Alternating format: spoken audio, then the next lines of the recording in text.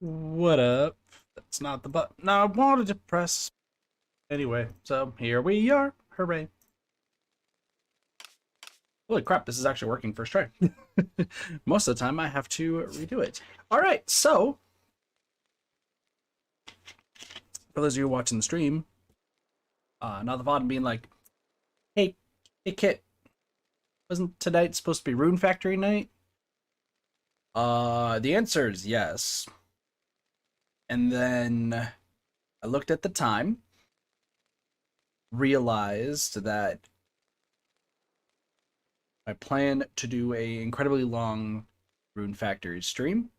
Would have only been about 2 to 3 hours if I stuck with it or something like that because of how late it was. I still wanted to stream, and I didn't want to play Rune Factory while I was super tired. Because Pokemon, I could play with half a brain and not really worry about. Can't really say the same about Rune Factory, because I've learned that there's a lot that goes into Rune Factory, and I don't really want to have that all get thrown around. So yeah. With that being said, we're going to start off with some story. Crazy, I know. It's a crazy concept. But we are actually legitimately going to do. Alright, let's talk about what's happened in between streams of Pokemon Legends Arceus. So, last time, you know, we did some things. You might see a lot of Ava Palms. So, let me just throw it back for you guys. Alright. So, I need to grab the other 2 Pokemon that I'm bringing. Where are you 2? So some new shinies have been gotten, such as some more Geodudes, and a male Combi, because, of course, gonna be very integral to the team later on. I don't want to bring the Machamp 2. I'll name the Raichu and Machamp a little bit later today. But for now, we got Miriam, Strickland, Sporks, Billy Bevel, and then a Raichu and a Machamp. I will name the Raichu right now. That's not naming the Raichu. Try that again. I'm gonna name you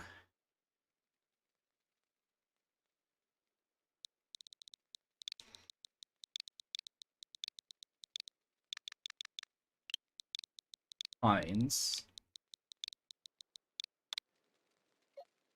And Machamp.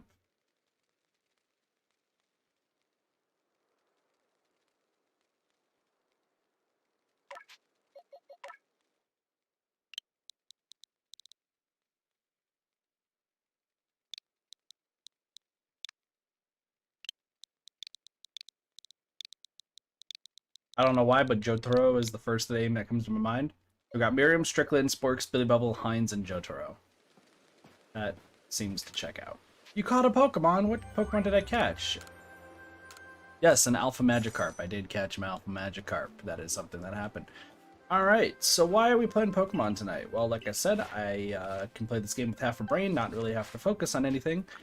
And, yeah, seems pretty legit for tonight, because I didn't want to play Dead by Daylight. I was on a Dead by Daylight stream earlier today. But everything else, I was like, I would just rather do this. But anyway, we're gonna actually, for the first time in ages, we're gonna finish Area 3. We haven't explored Area 3 at all. But we're gonna go here. And the big thing to note is we are going to Fire Spit Island. I'm not gonna really worry about catching anything just yet, but we're gonna be here. And I'll talk about why you guys have been standing here this entire time. I'm proud of you. I will talk about why the sudden journey over here later, because we're gonna like we're not gonna really start Area 4. Oops. But like kinda. Don't worry about it. I'm sure I'll figure out everything and discuss all of the correct things and so on and so forth. I'm sure it'll be fine. Hello, Pokemon we have never seen before in my entire life.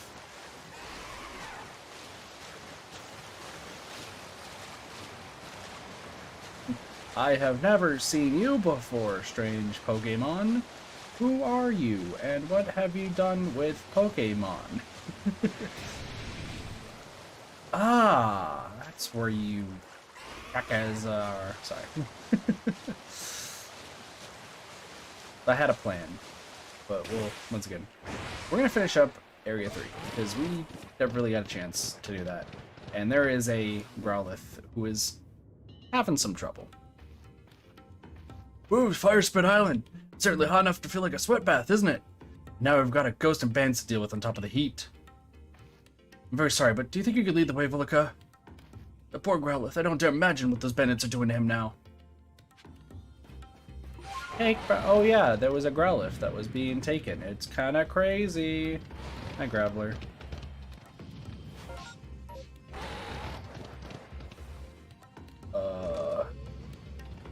So, I'm going to take a guess that touching lava is pretty high. High times 2. I'm not interested in catching any of you guys, but that's fair. Hi.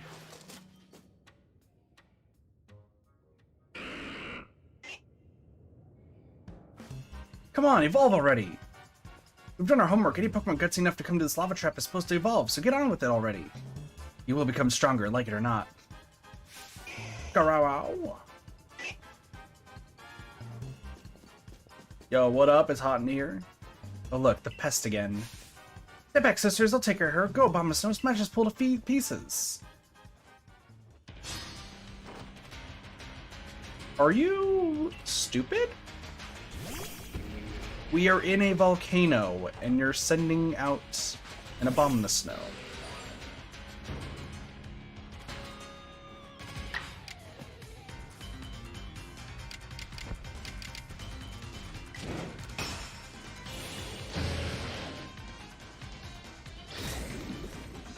And dead. Alright, perfect. Hardest fight of my life. I don't get it. How'd I lose? Because you sent an Abomasnow out in a volcano.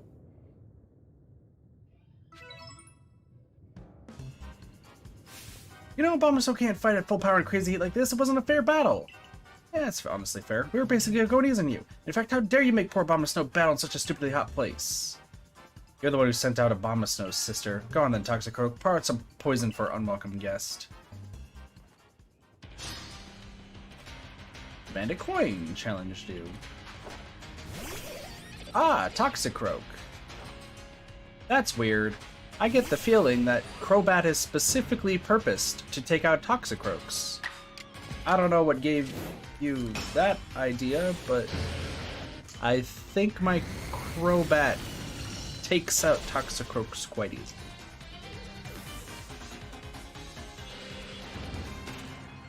Battle decided. Also, I'm gonna turn up the volume just a hair. Just a hair. What a blithering mooncalf I am. How could I let myself lose? Maybe because I have the greatest Pokemon as my leader. Miriam's pretty darn good. I guess I lose the coin toss sometimes. I did warn you, didn't I, that I had a score to settle with the Galaxy team? All the pain, suffering I experienced after coming here from the Kanto region to work, I'm going to make you pay for every last slight. Ah yes, working. The most terrible thing to do.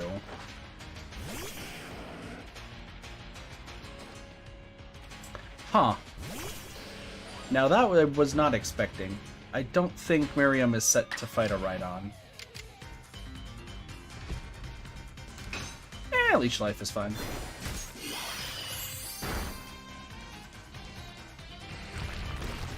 Yeah, that checks out. Leech Life.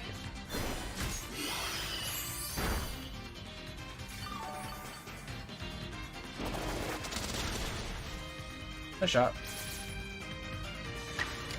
Leech life.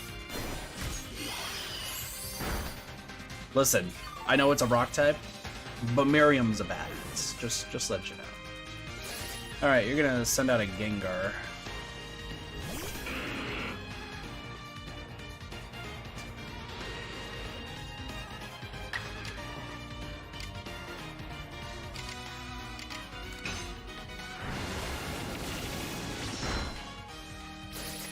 Dang, that was close. We tried. Good job.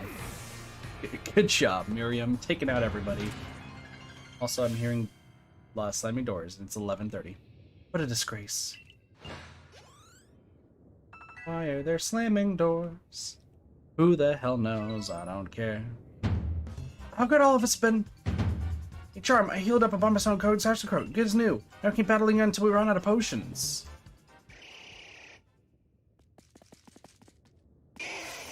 Bow!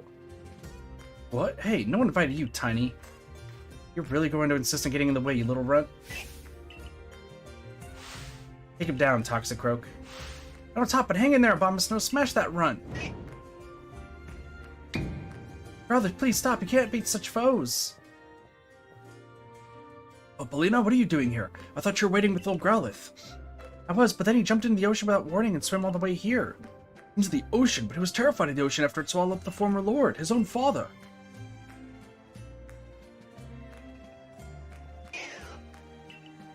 Sad growl. Another noise. Happy growl.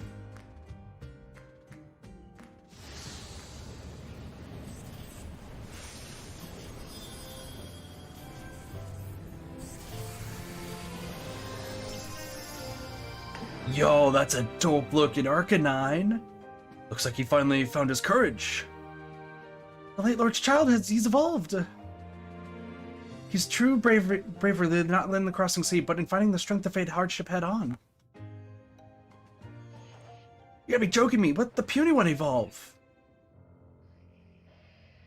Sisters, something's not right.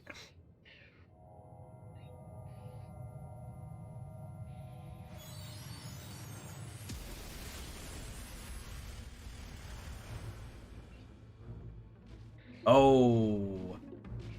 Now, Solgaleo? Solgaleo, what are you doing in this game? I heard you're supposed to be in a Alolan legendary. You're not supposed to be here, silly. What? Yeah, lightning does this to Pokemon, fun fact. Polina, stay back! Noises. Angry noises. What's happened to him? Strange lightning hit him. He's become frenzied just like the other nobles. Oh, this is exactly why I didn't want to come to this island.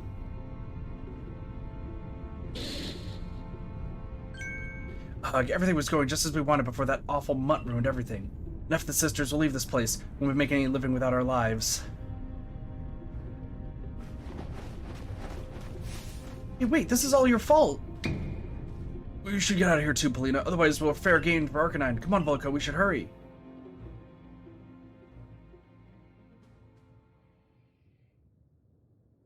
Lena. What are you going to do about Growlithe? I mean, Arcanine. That dear little Pokemon is my responsibility. As his warden, it is my duty to protect him with everything I have. Volca, what must we do to quell his frenzy? Please tell us what we need. We'll need to make some balms. Balms? Irida, what are you talking about? I'm the leader of our clan. Is it so surprising that I know a little more of these things than you, Lena? I held my tongue the first time, but now I must insist. Stop calling me Lena in front of everyone. And yes, I'm well aware of you're our leader, Irida.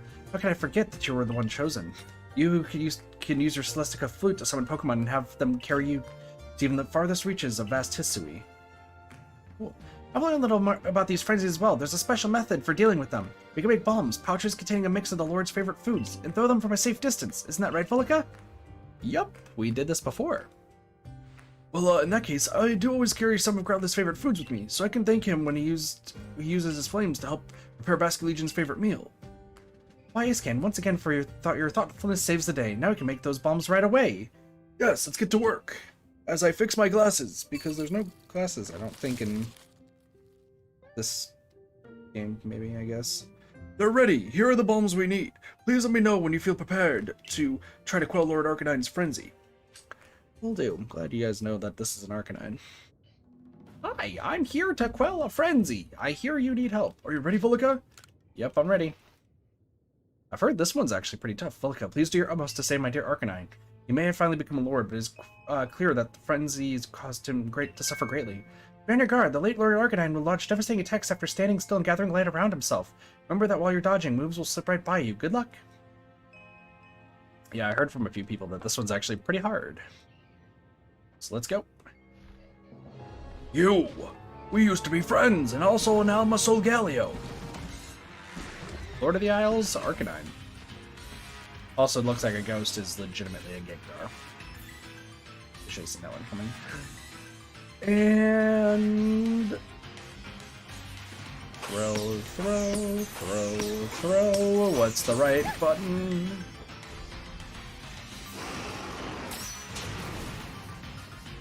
What's the button?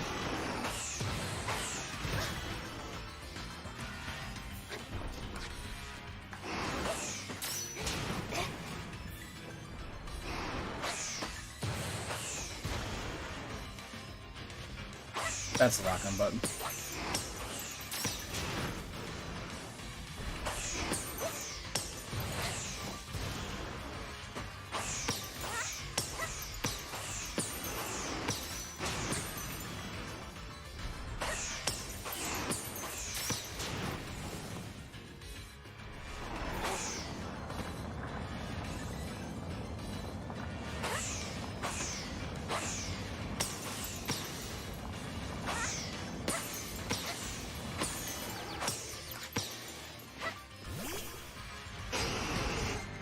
Gotcha. Good to know how that works. I also forgot for the longest time how this worked. Actually, I'm gonna send out Billy Bevel.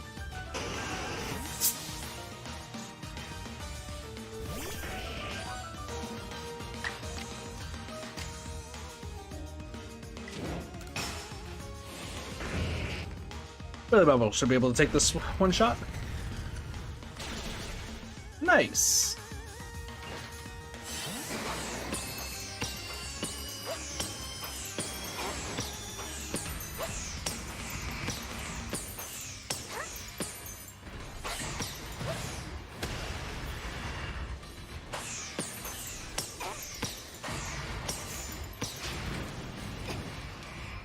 Interesting.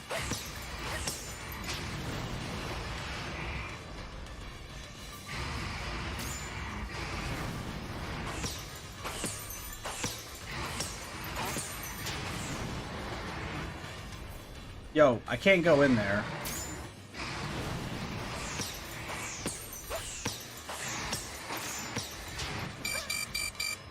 Ow.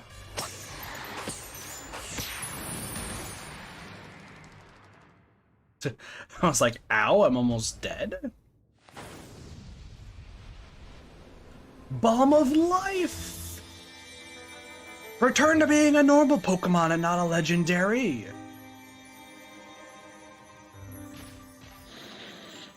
Man, I evolved too prematurely. I apologize. Good stuff, good stuff. Hey, Jotaro learned a new move. Let's go. Oh, look! The strange light has left Arcanine and is vanishing into the space-time rift? Hello! My father gave me this. Thanks for the flame plate. What could possibly lie on the other side of the rift, I wonder? Boom. More noises.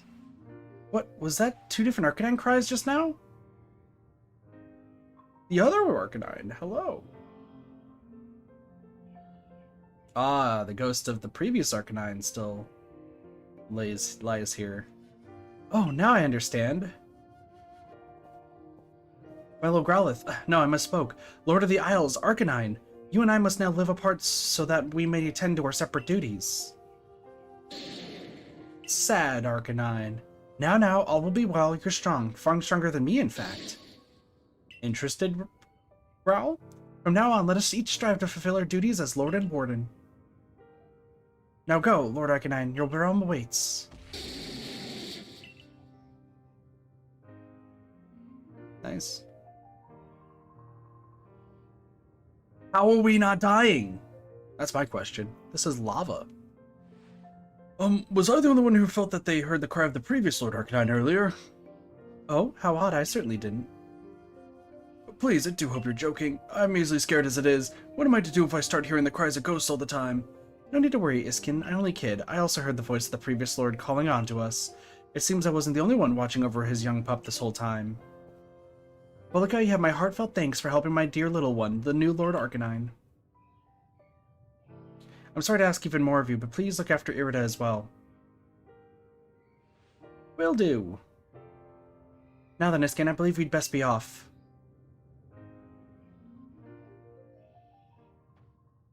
Hey, what's up? Malika, I wasn't much use just watching from the side, was I? You know, when raised Growlithe to be the new lord and people in our clan were doubting her fitness as a warden, I urged her to put Growlithe through the proper training, but she snapped at me. This poor Pokemon saw his own father die, she told me. Is it a warden's duty to force a child in such pain through that training? Those words left me with much to consider. And even when Arcanine became Lord of the Isles and grew frenzied, all I could do was watch. That's not true. Please, all I did was arrive late and help explain about the balm, something you could have done without me. I am a protagonist. I don't speak in full sentences? Is that so praiseworthy? Do I deserve to be recognized for such a slight contribution? I took on leadership of the Pearl Clan so young, with no grand vision for what it should be. Still, I tried to respect our old customs and sites, even as some called me old-fashioned for it. But watching you, I finally see I know what I want to do. I want to protect this vast land of Hisui. That's a good goal. Grant me another battle someday, Volika. I want to battle alongside my partners so we can grow strong enough to be of help to you, and to broaden the horizons of the world I see. Sure thing. Looks like I've got Lena to thank for yet another lesson that I've learned. I should let her know, and hear more about the relationship with Warden Iskin while I'm at it. Here's where we part for now, Volika. I need to get off this oven of an island. That's fair. Right. Cool. Let's head on back. Head on back to the place. Alright. Nothing in particular to report. Exactly. Because we are not messing with this place just yet. So for those of you who may be wondering, after the last, like, 2 streams of this game, you might be like, Kit, are you doing this all because you maxed out the Pokedex in the first area? And the answer is no. Not at all. I've gotten quite a lot done, but... give me the egg-like rock. I'd like the opal stone, thank you. There is some other reasons for what I am doing that should hopefully be apparent relatively soon. We'll say relatively soon.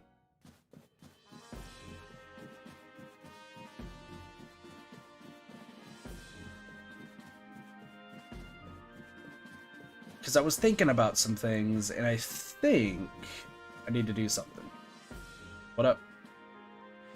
You did well on your mission to the Cobalt Coastlands. Your effort there aided not only the Galaxy team, but all the Pearl Clan as well. I do hope your efforts will also have an impact on the space-time rift somehow. If we are able to get rid of that rift, it should clear any lingering doubts about your origins.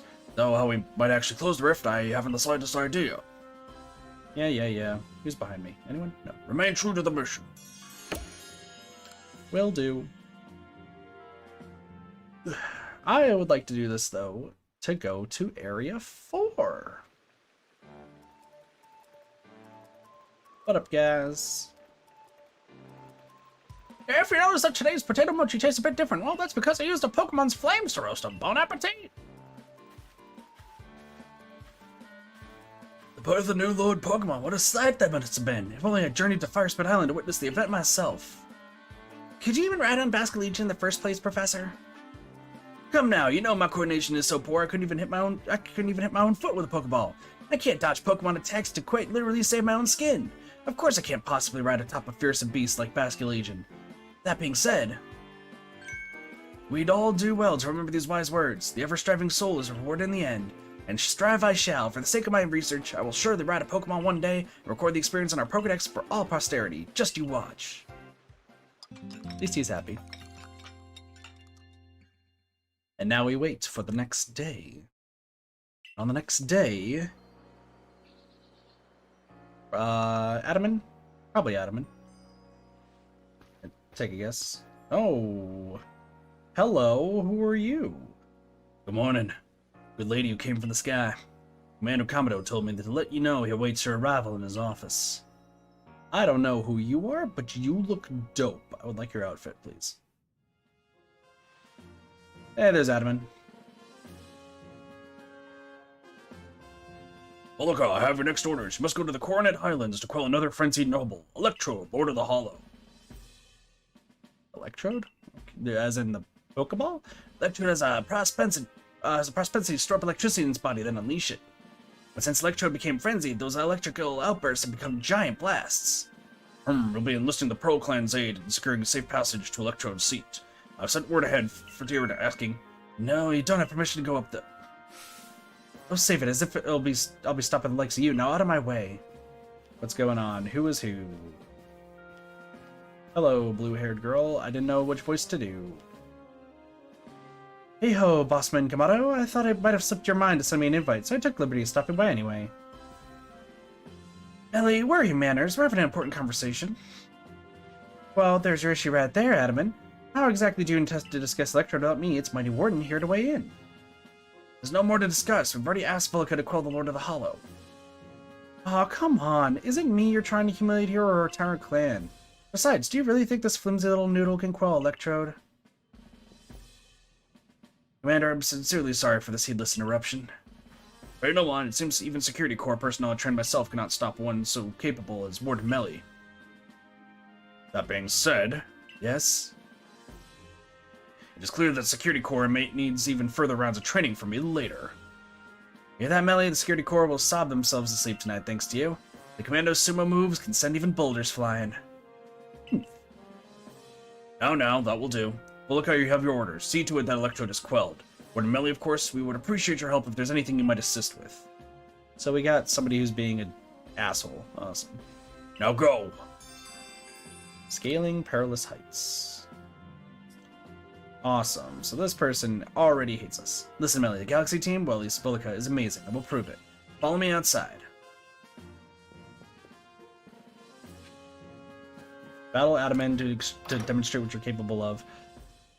You aren't the Togepi. Volo's the Togepi. Oh, you have a Leafeon. Oh, this is gonna end very badly for you. This is about to end very badly for you. Melly, make sure you watch closely now. As you close your eyes and turn away.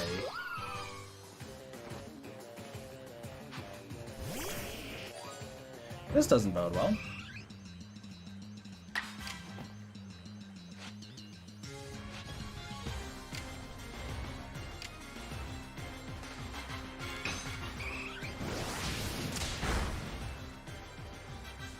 Billy Bevel may die. It was nice knowing you, Billy Bevel, with Leaf Blade. Yeah. Later. Ooh, still alive. It's gonna do nothing. That's gonna do something. Another Leaf Blade. I go figure. Alright, Miriam. No, we were messing around with Billy Bevel a little bit. It was whatever. I think it's time. You see the true power of Miriam.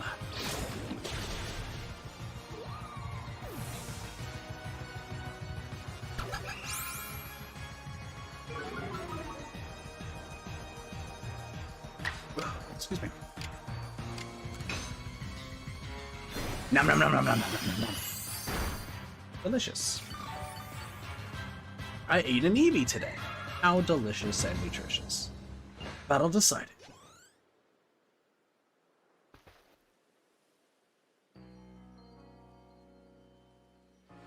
You see how good Villican is now, yes? No more sneering at her. I think our helper from the Pearl Clan was going to meet you at the training grounds once you're ready. See you later, Vilka. Glad to have your help as always. Melly, shift yourself unless you want to get even more of an earful than you're already due for. Oh, come on, Adaman. Cut me some slack here. Vilka, join me in the Survey Corps office. We'll go over particulars of our new mission. Sounds good. Why does Melly just hate everybody who's from the Survey Corps? Your survey work will take you to the Coronet Highlands next. You'll be on the Rift's doorstep. There's no telling what perils await. Your current rank qualifies you to conduct research in the Coronet Highlands, but you will need help from a particular person to survey and ultimately quell this electrode. Go to the training grounds. You should find them there. Is that a Mysterio dude? Are you about to tell me about a casket? Seas Legend. The report has been filed concerning the sighting of a mysterious Pokemon. Seas Legend. Oh. Ah, jolly good choice there, Volika. See, you've taken on the request I posted. Let me fill you in right away, then. I was strolling alongside Prelude Beach the other day when I saw something swimming a little way out from the shore. Then regrettably, it disappeared before I could snap a picture, but I can only assume this mysterious swimmer was some sort of Pokemon. From the way it swam, it seemed to be drifting on the ocean's currents. Now, if I was not mistaken, from the seas behind Jubilife, that would take it all the way to the Cobalt Coastlands. This rather leaves me wondering if the Pokemon was headed there for some specific purpose. Given the circumstances, I was thinking that if we spoke with good Warden Iskin of the Diamond Clan, we might learn more. Okay.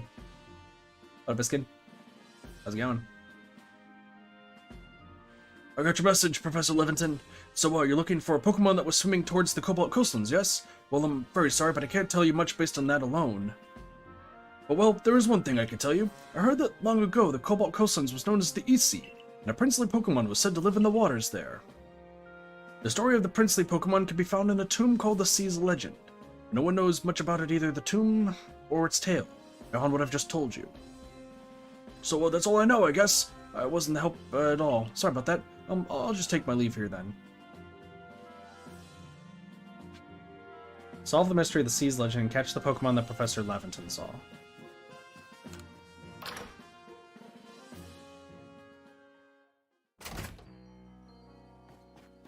Interesting.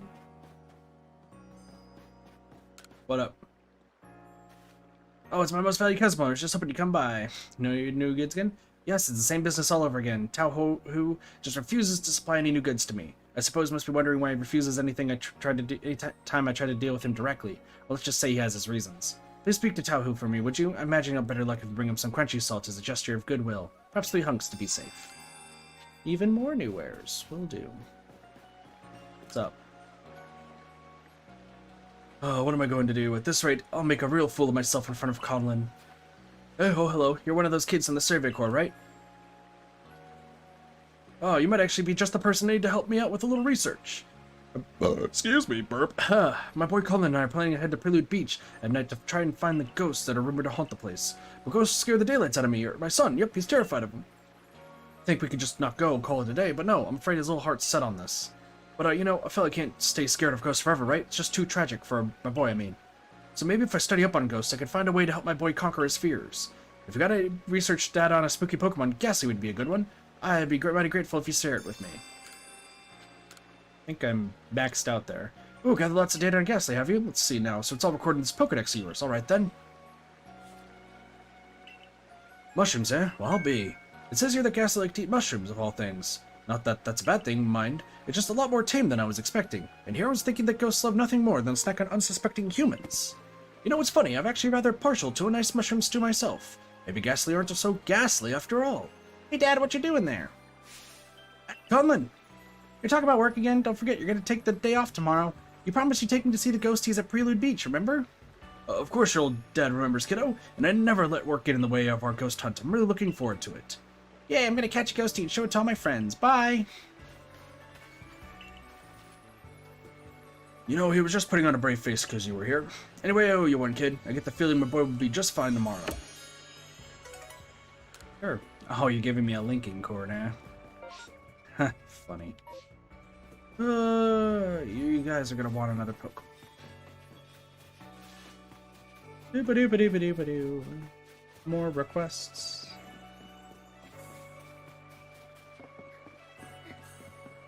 Doobity-bitty-bitty. Something to move the boulders, because there's a few things. What up? Nice to see you again, Miss Survey Corey. Got a great time in as always. I want to make the fields even bigger, see? But there's boulders sitting right in the way. If you lend us a Pokemon that can smash them to pieces with Rock Smash, we'd be mighty grateful.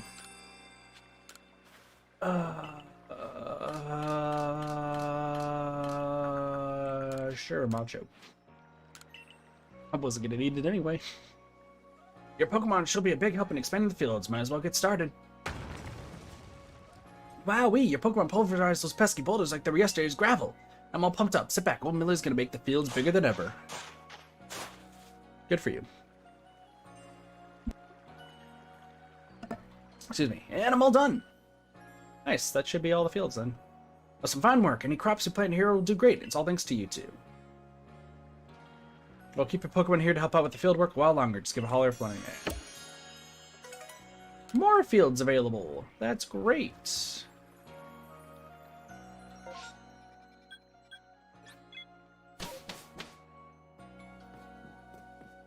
I need to do more things. Ba-da-ba-ba-ba-bum. No, that's not quite right. It just needs a little extra something. Oh, just the girl I need. I could use some help coming up with new hairstyles. I hit a real wall here. Pokemon would be great for inspiration. I bet. Right now I'm picturing, yeah, Mischievous. If I could tell you Mischievous up close, I'm sure I'd come up with some new amazing styles. If you manage to catch a Mischievous, bring it here so I can have a look, okay? That's fair.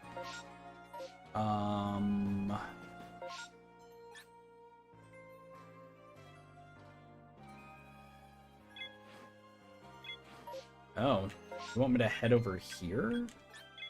Meet Ingo of the Pearl Clan. Is that...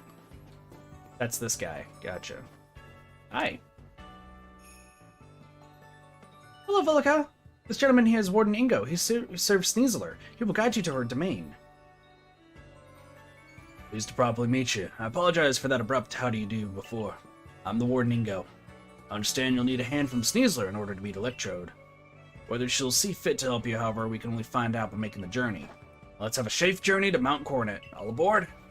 He goes a bit like you know? Like me? He appeared one day from who knows where. What's more, much of his memory seems to be missing. Maybe traveling with you will help fill in some gaps in his memory. Interesting. In any case, I'm glad to have your help to count on once again, Vilica. Good luck in the Highlands. So Ingo also came from a place. Okay. Also, I guess we're gonna get a Sneasler, which is not a Weavile or a Sneasel. Sneasler. Okay. Let's go get Sneasler first before we start doing tasks. So we'll kind of rush this. Coronet Highlands. Okay, I know a little bit about this place. A little bit. Not too much, but I'll talk about that in a moment. There you are, my girl. Welcome to the Coronet Highlands. I expect you'll find all sorts of rock-type and ground-type Pokemon wandering around these craggy, bold, and strewn heights. And up there, right beneath the great rift in space-time, is the peak of Mount Coronet itself. Magnetism from it may well exert some sort of influence on the Pokemon throughout the area. Fascinating stuff. Alright. So here's the thing. This is the Coronet Highlands. I know up here is kind of where the arena is and whatnot. Here's the gist. This is the place where you can catch a bunch of Cherubi and a bunch of Cherums off stream, because I'm not going to focus on this place yet, even if we do see some new Pokemon, similar to what we saw with whatchamacallit, with the Cobalt Coastlands. I'm going to hold off on this until we finish, in this case, Crimson Mirelands, because I want to get 2 places done before these places. But I do want to get, I guess, Sneasler as our next travel Pokemon. Electrode, known as the Lord of Hollow, is something different from the Electrode I recall. Its electrical discharges, at least, are familiar. One false step around it could put you in any danger. If you're going to face it, you might consider catching a Pokemon that can withstand electricity. Must be difficult being a Pokemon, don't you think? Especially one as irritable as Electrode. Then becoming frenzied to boot. So true, it's tough old life for Pokemon and humans alike. Well, we're Ningo the Pro Clan, and oh my, the Galaxy Team Grunt from before. You're punching well above your weight to seek out the great Lord Electrode, Lord of the Hollow. But by the sheer tenderness of my heart, I'll grant you a trial to see if you're worthy. The great obstacle you ever face awaits you right here. Battle me if you dare. Absolutely not. Well then, let me tell you the great Melia's take on this whole situation. The frenzy of our nobles is nothing other than a mark of Almighty Sinnoh's favor and protection. Why? Because it makes them stronger. Do I really need to spell out that that's a good thing? I must let my lord frenzy as it may, to demonstrate that to Almighty Sinnoh, the Diamond Clan lives as it's right and good. This may even be, dare I say it, the very reason I am here on this earth. What business is it of the Galaxy teams anyway, if Electro lets loose a few sparks out here in the mountains? Really, you should do us all a favor and slink back home to that village of yours rather than persist in this folly. With that, bon voyage. What a selfish outlook. These frenzies cause the Pokemon themselves such suffering. What is it you want to do, Volca? Press on. Easily. Very well. The tracks ahead will be perilous, but I pride myself on safe driving. To meet Sneasler Volca, I must pass through here, Wayward Cave. Here you'll find Pokemon like Golbat and their ilk, which are quite at home navigating in the dark. Quite dim inside, so you'll need to watch your step. Here's a question. Are you actually Cyrus from Pokemon? From Pokemon Diamond and Pearl and Platinum? I get the feeling you might actually be Cyrus. Well, this is odd. The torches that light the way through the cave are gone. Could this be Melee attempting to obstruct us? Either way, there's no need for concern. I know my route, and I'll conduct us safely. No darkness, no foul weather will delay us. Onward we roll. Take care to not come uncoupled from me.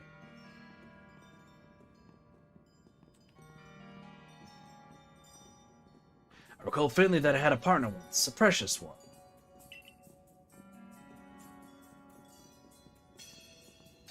Name escapes me, but I remember that it wielded flames with mastery. If only it were here, I'm sure it would light the way, luring us onward. You look like somebody who likes Chandelure. Please forgive the unscheduled stop. I detect an Alpha Crobat to our right. This is where Crobat is! Good to know. Under normal circumstances, I doubt its presence would obstruct someone so competent as you. Given the poor visibility, I propose a track change in the interest of safety. Please follow me. Take care to not come uncoupled from me. Will do. I'm sorry to recall a man who looked like me. We battled and discussed Pokemon, I think. The words, "I like winning more than anything else," flashed through my mind just now. We'll soon be arriving at Wayward Cave's exit. I get the feeling you must be Cyrus. Even if the memories themselves have faded, it appears much still lives on in my heart.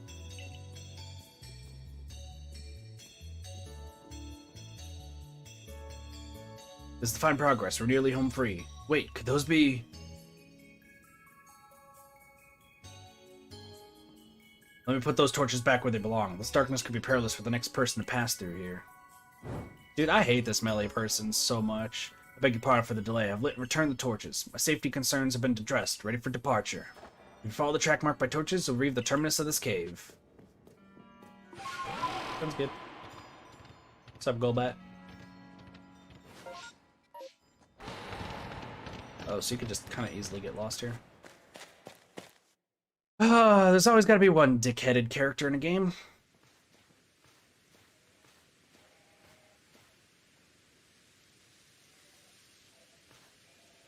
Professor Levinton told me how you fell to this land from the sky. For my part, I simply found myself one day here in Hisui, a region whose name I've never heard. All I can remember was my own name. I was still standing there in bafflement when the Pearl Clan came to my aid. I showed my natural affinity for timid Pokemon, which is why I eventually became a warden. But still, I wonder what my true purpose is here. But now I'm sidetracked us with this talk. Let's hurry onward. I don't think your name is Ingo. I think your name is legitimately Cyrus. But that's besides the point. Alright, so there's some Goldex here, Parasex. So, Pokemon I've seen quite a bit before. What is this? Just little flowers? Crap. Oh, Stantlers are here. That's good to know.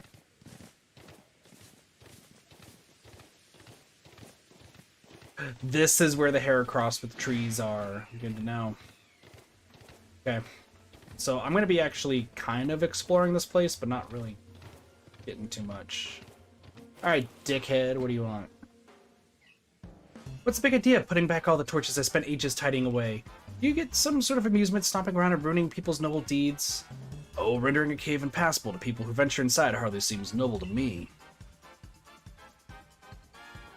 Well, this just goes to show that even we wardens don't always see eye to eye. I extinguish those lights for the sake of Pokemon in that cave who prefer the dark. But now you lads have put my efforts to waste. If you think I'll just let you saunter ahead to meet Lord Electrode, you're sorely mistaken. The only way you're getting past me is if you defeat my partner Pokemon. I proceed, Volika. I'll beat him. That's a hint. Weird. Go, Skunk Takes. Show these louds the true meaning of silent but deadly. I kind of thought you were, not gonna lie. So many androgynous characters in this game.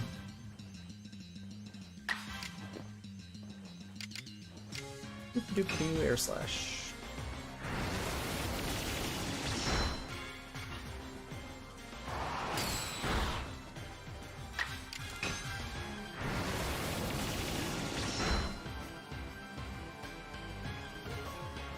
And that was easy.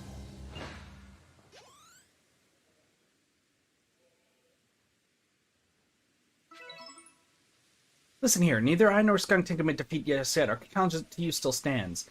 However, I will withdraw to afford Skunktink time to recover. There's no shame in a tactical retreat. I'm more of an advance, if you think about it. Keep your guard up. We'll be back. What a lively character. I cannot fathom Warden Melly's intentions, but for now, let's press on. Past the ancient quarry. Oh, Bronzor. Sorry, Pokemon I don't know. This is the ancient quarry. Stones used to build a temple atop this mountain were all cut from this place. Well, that's interesting. No, don't you think? There you go. Whether by humans and Pokemon working as one or by the labor of Pokemon alone, I cannot say. The stones that were left behind should serve to cover us from the gazes of wild Pokemon. Ah, there you are, Ingo. Hey, Volo. It's been a bit. How's it going? Volo, was it? What was the matter, sir? I would ask about the memory loss of yours. Have you considered that it could somehow been caused by the space-time rift? I've no cause to think the rift is to blame, but then again, I remember things, so it's difficult to say with certainty. I can't remember my own home, or my family if I had any. So you might do better to pose your question to Volika, I think if it's to do with the rift. Indeed. Well, I do hope your memories return, Warden Ingo. How about you then, Volika? Do you remember what you saw before you fell out of that rift? Was there anything inside? Maybe something. Interesting. You see, personally, I suspect that whatever is on the other side of that rift is causing the strange lightning that plagues us. Maybe so. Yeah. Indeed, I did some digging and found records indicating that the same space-time rift also appeared in Hisui in the distant past. That's why we already had a name for it as it appeared, in fact. Now, what kind of world do you suppose stretches out on the other side of the rift? My guess is that it is Almighty Sinnoh's realm. But then that begs the question, why is the space-time rift reopened when it closed once so long ago? Why would Volika have fallen through to us? There's just so much we don't know.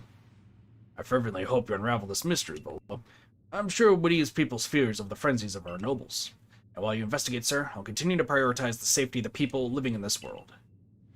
Oh, I'm a mere admirer of ruins and little more. If something needs investigating, then I would entrust that task to Volika.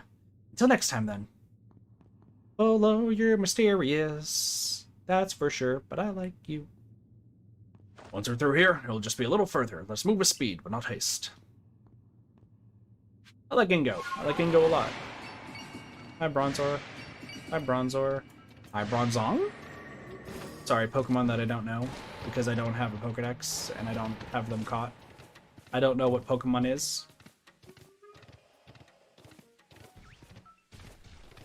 I know what these Pokemon are. These are Ursaring. Doop-a-doop-a-doop-a-doop-a-doo. That's another Ginkgo Guild person.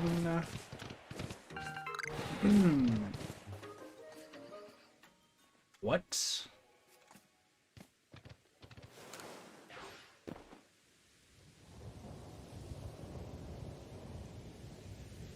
You would never expect to be able to climb such sheer cliffs as these, yes? We get rock climb, essentially? Well, a Sneasler as an ally becomes the work of a moment. She is so at home on the cliff face, one might think she knows some secret, some hidden move. Hidden move? What am I saying? Hidden moves? There are no such thing in Hisui, surely. But I feel as though I was on the cusp of remembering something just now. Are you the creator of TMs and HMs? So was I before I came to Hisui. If you fell from the sky, you come from another world altogether, most likely. Perhaps a Pokemon battle with you would jog this memory loose. Would you honor me with a battle, Volika? Alright. All aboard then. Machoke, prepare for departure.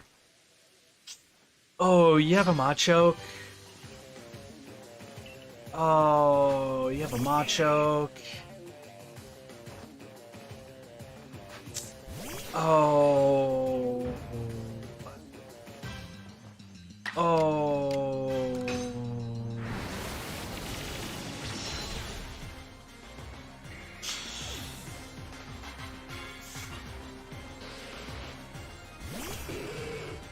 Tangela?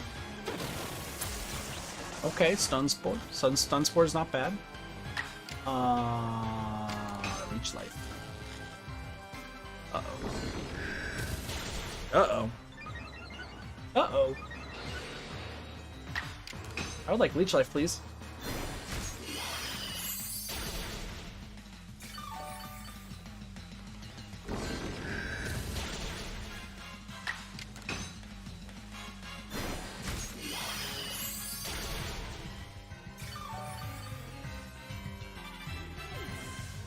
Nice.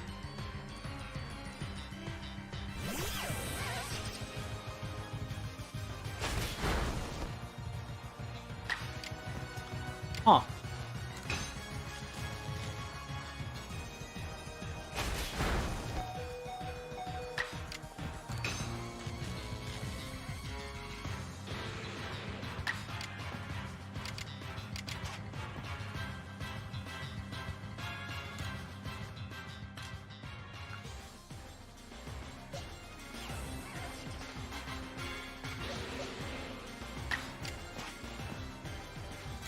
We'll get out Billy Bubble.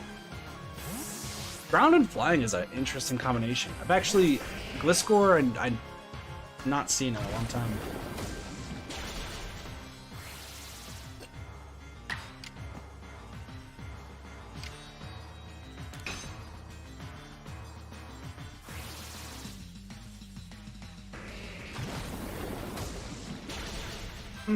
This is bad.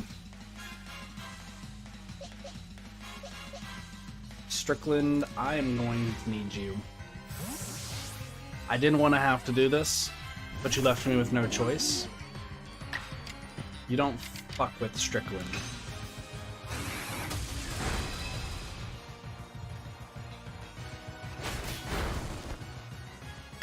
You think you can beat Strickland? No. Ah, you are obscured. I hate you. Critical hit. Nice. That's good. Listen, I didn't want to have to get out Strickland. You left me with no choice, and now here you go. You're dead.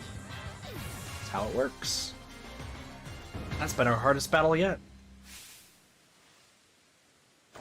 Bravo. Excellent.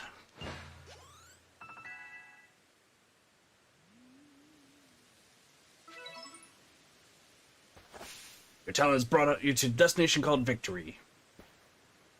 Now, allow me to call Sneasler.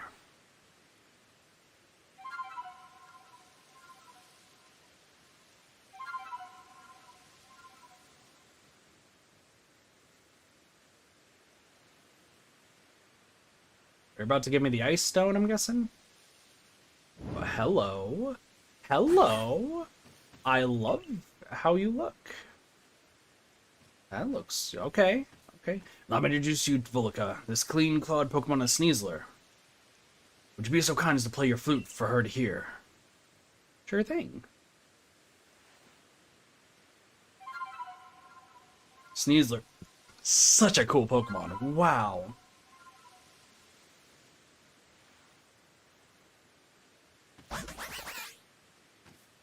Consider open her heart and learned well the sound of her playing.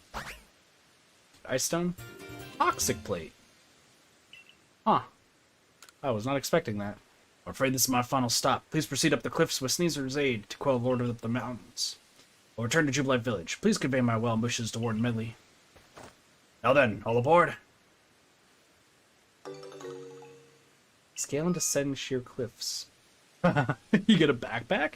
You can climb up and down cliffs, ledges, and other sheer surfaces with Sneasler's aid. To summon Sneasler, press A button on your nearest climbable surface, use the plus button on any occasion.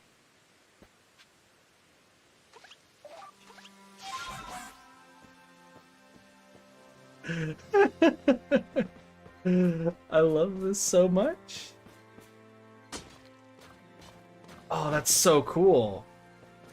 Okay. That's actually really, really cool. I like this a lot. I really do like this a lot. Wow. Okay, so this is how we're supposed to get up places without,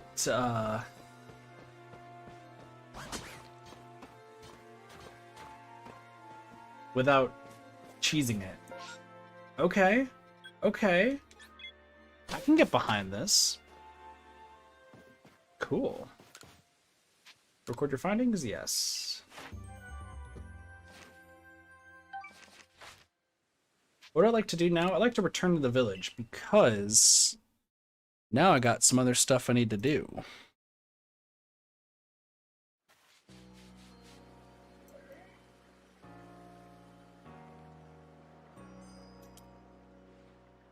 Sorry, I'm being talked to about things going on.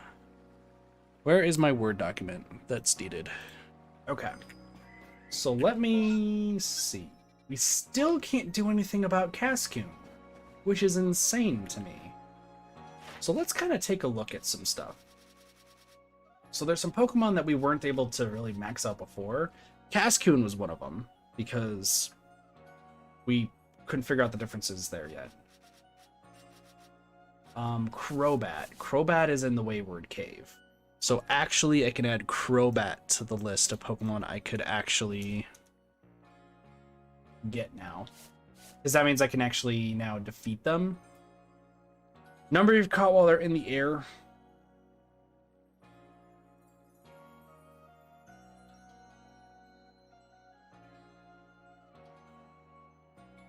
I just want to see if it's in... Are you just in the Coordinate Highlands, I'm guessing?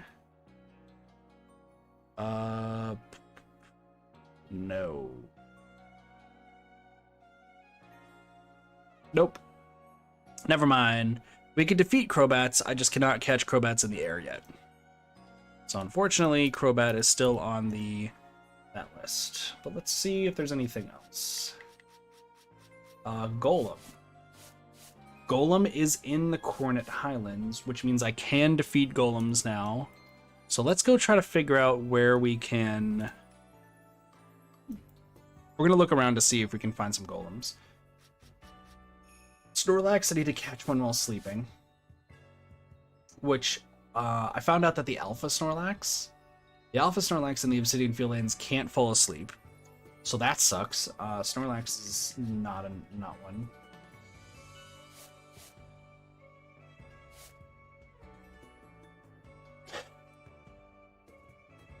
So it says that Raichu's in the Golden Lowlands, and I've never seen a single Raichu in the Golden Lowlands. But if that's true, then technically I can max out Raichu. But I've never seen one in the Golden Lowlands. I have no idea where to look.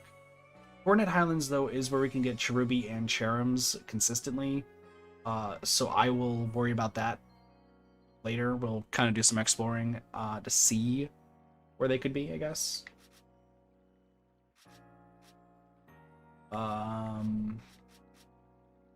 Caesar.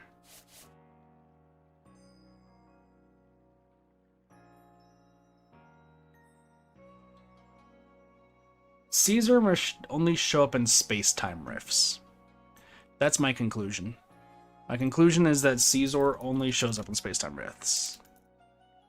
Where do you show up, Caesar? Because I'm going to look this up so I can figure this out.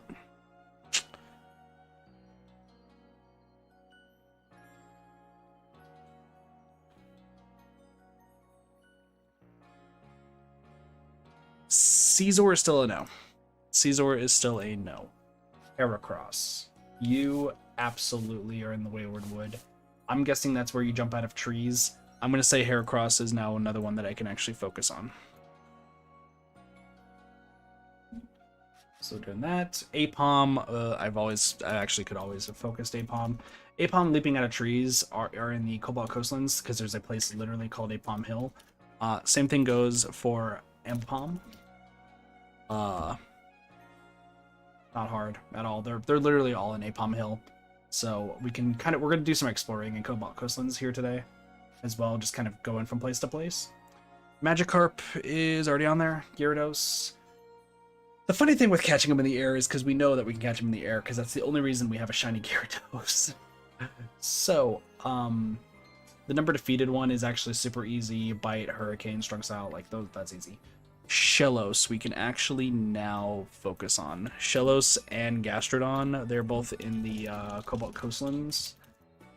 Gastrodon, so those are done. Happiny. I just need to evolve a few times. Don't worry about her. Blissey, we still can't, but Chansey, we can. Blissey, we can't because I know where Blissey's quest is. Togepi, we're good. I think we can take down Togetic. Because Togetic's flying in Crimson Mirelands, but I think there's a place in the Cobalt Coastlands where we can actually fight Togetic, like actually.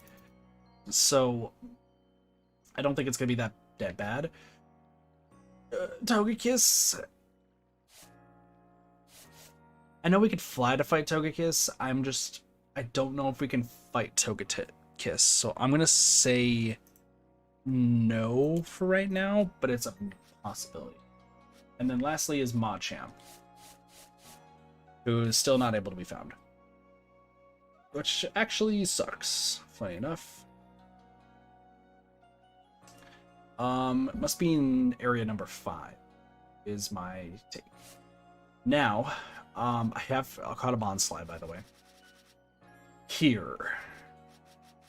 I'm going to start adding to the list of things that I can focus on here, because I want to start focusing Crimson Mirelands things now.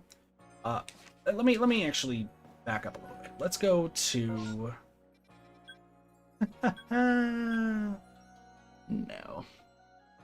No. Let me go...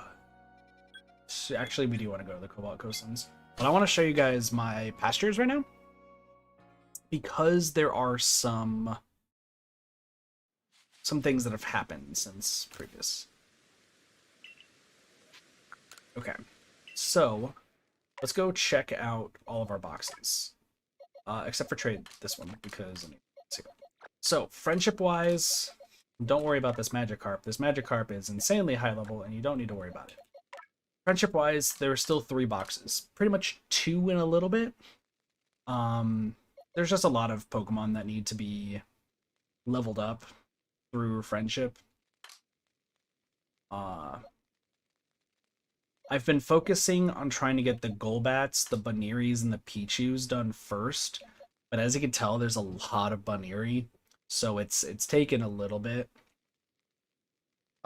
But I will be evolving, because keep in mind, every Pokemon so far that I've released has been max evolved, so I can get stuff to level up everybody's stats for the shiny Pokemon. Because our shiny Pokemon are going to be the ones that we'll pretty much go through most of the game with.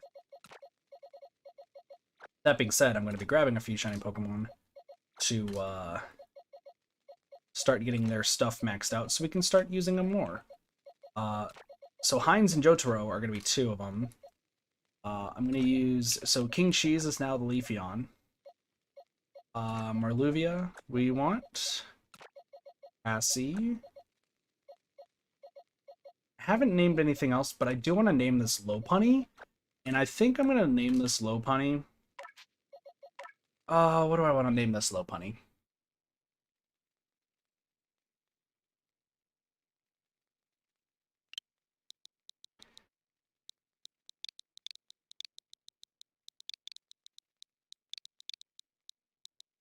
Thickums.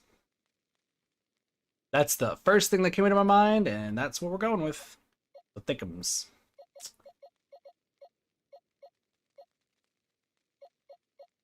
Judging can commence. Alright, let's start using some of this stuff. Also, you may notice I have 999 of a lot of things.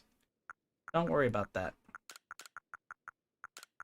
I know I have a lot of stuff, and I'll worry about that later. Also, I have a Gigaton Ball for a very specific reason that you don't need to worry. Scatterbangs I can get rid of. What do I want? I want all of this stuff. Because yeah, I've gotten rid of a lot of Pokemon. So, let's finally get all these leveled up. As you can tell, I have released a lot of Pokemon because evolving them and leveling up to higher levels has been super important. So that's why, like,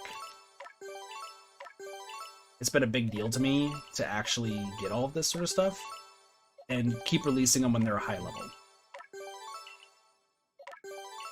As you can see, I don't have too many rocks or the stones, but I don't particularly mind because I can always, like, turn these to the next higher tier.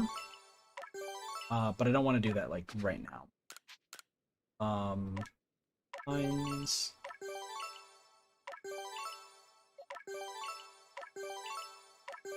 The pebbles have been the big ones that I've been trying to go for like majority of this game. It's just tough to actually get them, but I'm working on it. That's the key. I am working on it. And we'll level up King Cheese. The thing is, the further we go, the higher level Pokemon will be releasing, so I don't particularly mind what's happening. And there is a few other things, like, I've cleared up a lot of space. A lot of space in my pastures.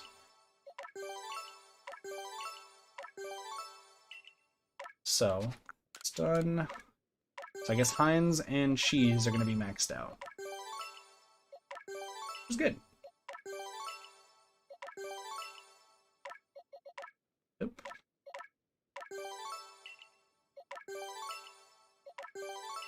It's funny, I actually wanted Thickums to be one that was maxed out, but I need a grass type, so. Cool. Let's drop these off. Oops. And I'm going to organize these real fast. Sweet. Hi. So Heinz can now go into Shiny 2. So Shiny 2 is for any Pokemon that is actually, like, maxed out on stats. And then here is where they still haven't been maxed out, but they could be evolved. As you can see, there's still some Pokemon in here that are that haven't been evolved yet. Also Apapom, I need. So there's a little thing that I'm trying to do. I have a lot of shiny duplicates that I'm willing to part with, as long as people have a shiny they want to trade for. For those who don't know, I was actually going to trade a shiny Geodude for Sparks' shiny combi, male combi. I got one of my own, so that doesn't need to happen anymore. But, like, currently I have, if we just kind of go through the list here, I got 5 of the Geodude family shinies. I'm keeping all the Shinxes. Shinx is actually a Pokemon near and dear to my heart from my original Pokemon Platinum playthrough. Because I beat Diamond and Pearl, but Platinum was giving me so much hard time until a shiny Shinx came along and just demolished everything for me. So, it's going to be hard for me to part with the shiny Shinx, I'm going to be honest with you. But we also have an extra shiny Paris, an extra shiny Kricketot, an extra shiny Drifloon, and then, you know, 2 Staraptors, 3 Starlies, and a Staravia. So, you know, if anyone has a shiny Bidoof that they want to get rid of, shiny Dustox, Beautifly, like, even, like, lower tiered Pokemon shinies that people may not generally want, I am more than happy to trade just to get some, like, more unique shinies. I prefer base level, like, even a shiny Pichu, because I got a shiny Pikachu, not a shiny Pichu, you know? So I don't entirely mind, just so that way I can see it. But, like, all these duplicates, I wouldn't mind parting with. Just anyone named, I'm not going to get rid of. Now let's just kind of look at these pastures. So trading, I still need to find somebody to trade all these Pokemon with. And then I have 3 boxes cleared. Like, these are the only Pokemon that actually evolve through trading. Once all these guys are traded and such, like, I don't need to worry about trade evolutions anymore. I just need somebody to trade with is all. That's it. And I'm gonna hope I find one day. But I'm not really super optimistic because not many people trade. Item evolutions.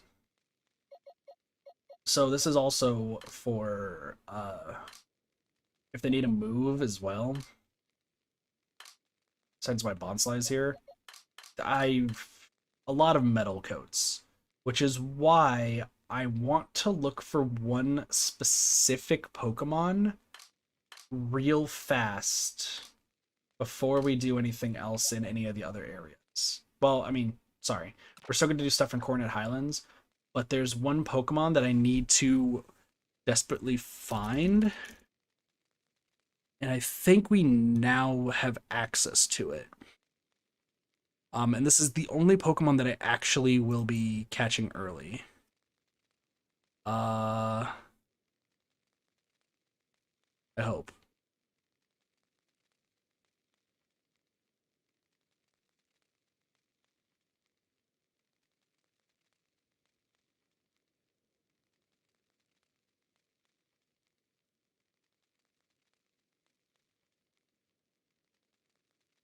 Okay, hold on.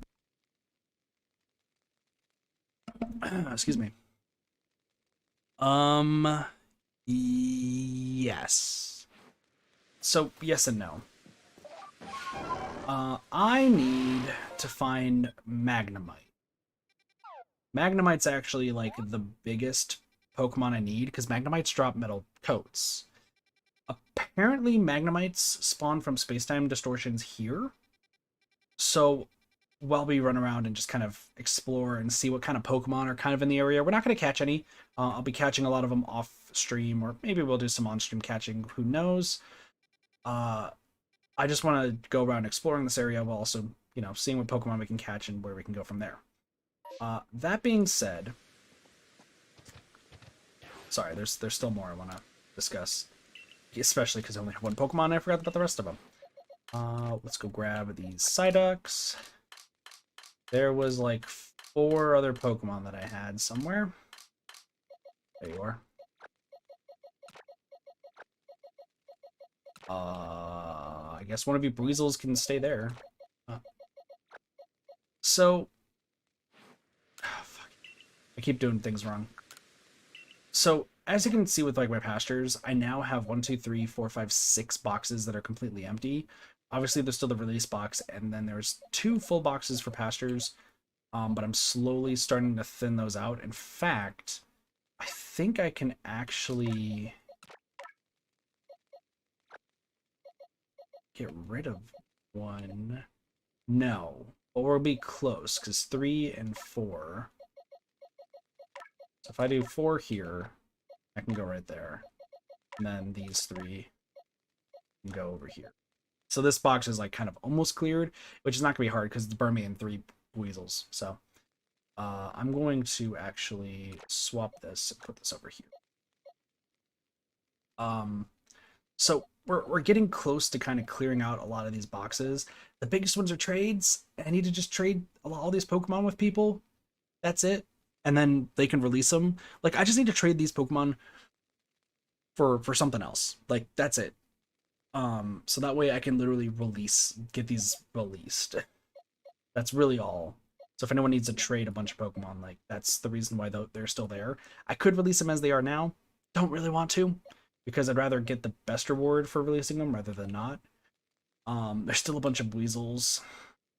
Yeah, if we kind of take a look, at least when it comes from the Obsidian Fieldlands, Magikarps, Psyducks, there's Napalm still there, some Stantlers, Ponyta, a lot of Weasels. The Weasels are kind of the big one that I need to get through, and the Stantlers, but the Stantlers, like, they're not hard. So that way I can start kind of catching Pokemon from the, yeah,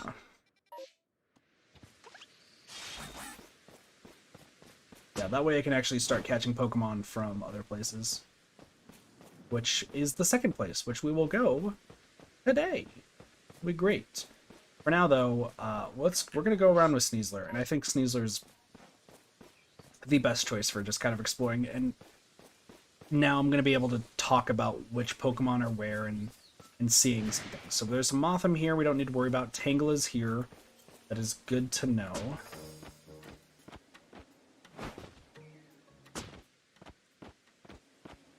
Sneasler is actually going to make this really, really nice. So I'm actually really glad we got Sneasler. Stantlers are over here. Not too bad. Parasects. Want to drop down over here. There's also some caves that I kind of want to just go in, just a little bit, just to see, because I want to show off on stream what's around here, so that way I can even just start catching these guys off stream. Because once again, as much as I don't mind doing streams where I'm just catching things over and over again, I know for a lot of you guys it's not like the most exciting thing. Well, besides the point. That must be Wanda. No. That is point. I'm going to put this right here. Just because I don't have because I don't have a team to take on Koi. But it's good to know that she's there.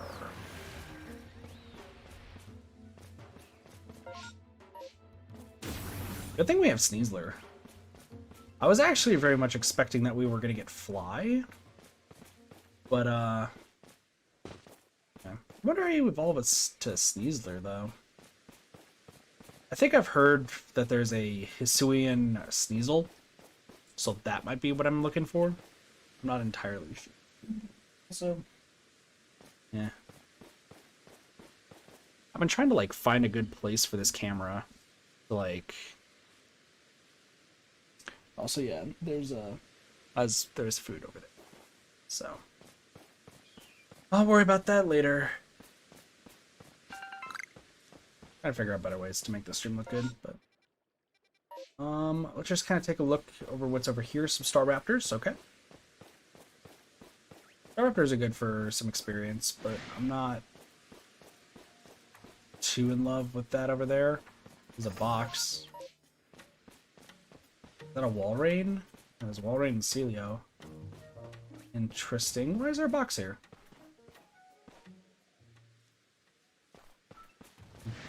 Octillery, though. That is an Empoleon. Which means that there's Piplups here. You're an Alpha Empoleon, though, too. Okay, so there's Piplups somewhere around here. Good to know. Once again, a lot of this will be caught off stream, but I will also grab the requests that are here. We may not necessarily do them right now, but, you know, we'll see what we got. Keep on climbing. You can catch starters now? I kind of believe in this game. Also, what up, Neeks? How's it going? How have you been? Yeah, this game you can, because this game goes against the norm. I did not go exactly where I thought I was going. Also, Nix, I think this is the first time you've been here since I started doing Facecam again. Huh.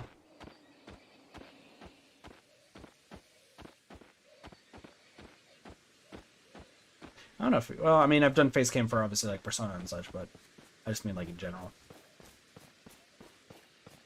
But how have you been? How have you been? So I'm aware of in the second area of this game, you can catch Cyndaquil in specific places, but I've not in space-time rifts. But I've not found a space-time rift that actually does that. So, alright, what's in here? I think it's a beautiful face. Well, thank you. I appreciate that. Turn back cave. Doesn't look I'm doing all right. I start a new job on my birthday, so that's gonna be fun. Which is in a week. But other than that, you know, streaming. I overslept a ton today. I was part of a stream and I guess a half, if you want to say as much today. I was part of somebody else's stream for pretty much their entire stream, and then I accidentally found myself on somebody else's stream who just I kind of half-ass joined because they were like, "You're doing great." Just like, fuck, I don't know who you are, but I'll help out. And then I fell asleep, and I was supposed to stream Rune Factory for a long time today. And here we are playing Pokemon because the people who want to watch Rune Factory, who I know have been waiting for it, are all asleep right now or at work. And I'd rather stream while they're available, you know? So, on the plus side, I get to stop worrying about DBD until the update, which I don't know when the update is. We'll see. We'll play Night DVD with our streamers? Yeah. So I've met a few friends. Give me 1 second. Let's talk to this guy. Oh, aren't you the Survey Corps member who called the Lady of the Ridge? Listen to this. A couple of Apoms stole my packet full of goods. Hi, Apoms. They've been darting around leading me on a chase, almost like they're teasing me. I haven't got a hope of catching them. You must be used to dealing with Pokemon. Can you get my backpack from those Apom? Sure. I'll do that later. I need my backpack right now, and I'm going to wait. There's Vulpix over here, aren't there? Yeah, there are Vulpix over here. I remember this. So this area has Vulpix. Good to know. Yeah, so there's a few smaller streamers that I've met recently, and I've finally got to my comfort zone of actually talking to other streamers, which is a rarity for me, because usually I just kind of keep to myself in Doge and Cube, and I don't ever leave that circle. But, as of like 2 weeks ago, or like probably like, yeah, officially like 2 weeks ago with hanging out with Baracha for Dead by Daylight, after hanging out with Baracha and playing Dead by Daylight with her for a little bit, and then now with Sam, I've been starting to like feel better about talking to other creators. There's still a few that I probably won't talk with because I kind of fucked that stuff up, which is a me thing. But you know, I've started talking to some of the smaller streamers that I run into that I just enjoy like their vibe and such, you know. That's been like kind of the biggest thing lately, is I've been trying to find people who I vibe well with, which I don't like using that term, but it's the best term I got. But real talk, like anybody who like I just feel comfortable like just talking to and just hanging out with. Ooh, hello, Lumion. Interesting. Good to know that you're there. Yeah, I've been pretty glad about that sort of thing. So is this... So there's a cave right here. So let's see what's in this cave. But yeah, definitely introvert things. Seaside Hollow. There's something else that's going to spawn here later. Need to keep that in mind. But yeah. Kind of the big gist lately is I've just trying to collab with some more people here hopefully soon. That's kind of the goal, is I want to collab with some more people and play some more co-op games with people who want to play.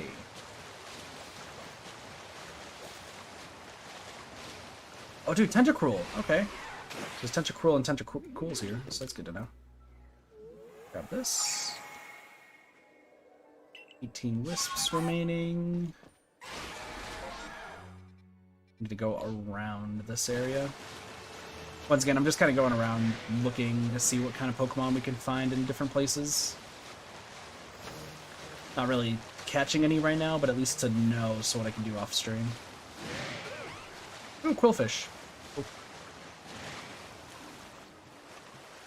But right now I believe I have a few other streams being planned right now. So with, oh,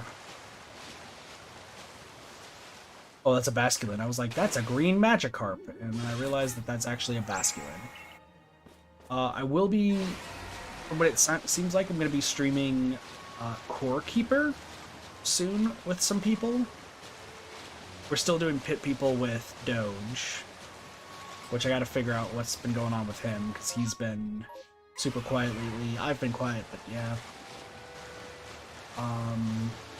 Until the next archive, I'm not going to be streaming Dead by Daylight on my Twitch channel right now until next archives and or next update. But I will be on probably Barach's streams a few times, Neko Andromeda's streams probably, and Soapy Sam, which are all fantastic people. You definitely should check them out. Which I'll be linking to them in the Discord when I get to that point. Okay. So I'm trying to also piece together what I do. So I need to explore these 4 areas. Anchor's Lair.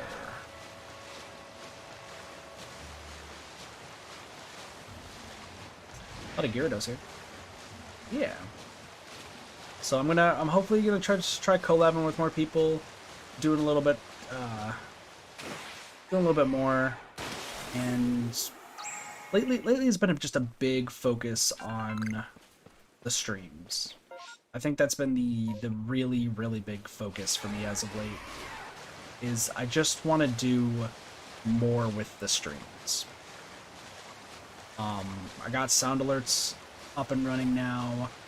I've gotten, you know, new overlay, which is looking pretty cool.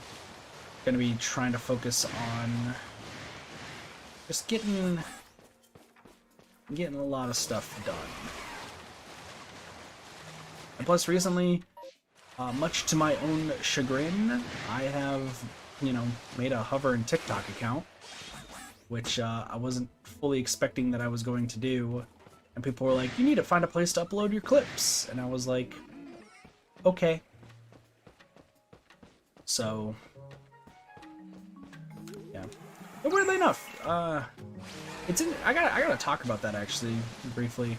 It's very weird to me, the differences between what people like on each different platform. It's so weird to me. And I will explain that after I grab this light over here, start that quest over there, and then I'll talk about what I mean, because the weird things that I've noticed are insane to me. And then, of course, some things that I'm like, damn. Hi. Hey there, Servicorp kid. I need your help catching a Pokemon. The construction corps is busier than ever these days making homes for all the new people in the village. We just don't have enough labor to handle everything, so we figured why not try and see if Pokemon could help us out. I searched around a while for a reliable Pokemon that wouldn't need much training. I was lucky enough to find an incredibly robust Pokemon called Machoke. I'd love to get Machoke to join us myself, but I don't have the faintest idea how to go about catching such a strong-looking Pokemon. First thing to do then is to learn more about Machoke. Show me its completed Pokedex entry. Okay, well, I have its completed Pokedex entry, that's for sure. Please show me. So it likes green, huh? And it certainly has a sturdy, powerful body. It would be a perfect addition to the construction corps. Did you catch him a choke? You did. Nice. That was fast. Thanks to you, I was able to catch him a choke. I guess I owe the Servicorps one. It really seemed to enjoy grain cake I threw at it. I promised we'd feed a lot of grain dishes, and that seems to be enough for it to help us. Macho. No, the recent exploits at the Servicorps are what inspired me to get help from Pokemon in the first place. Keep up the good work, you hear? What are you giving me? Red Gravel and Power Grid? Yeah, so it's a little bit of both, is the best way to put it. I need to go here. So the way that this game works, just before I go back into what else I was talking about, is you need to catch Pokemon and do specific things to fill out their task list. And you want to get every Pokemon to research level 10, and you do that by completing a few tasks for each of them. But if you complete every task, like I did for Vespiquen, you get a perfect, which For completionists like me, it just looks nice. But the added entry is if you perfect an entry of a Pokemon, it actually cuts their shiny chances, or sorry, it doubles the chance you get of getting a shiny Pokemon. Now, I'm not one who really cares about shiny Pokemon. I'm never going to grind for a shiny Pokemon. Never going to see that happen for me. But it's a nice little bonus for doing all the tasks. So, I think it's, but it makes me want to make fun of shiny hunters even more for those who decide that even in this game they're going to try to grind for a shiny when you really don't need to.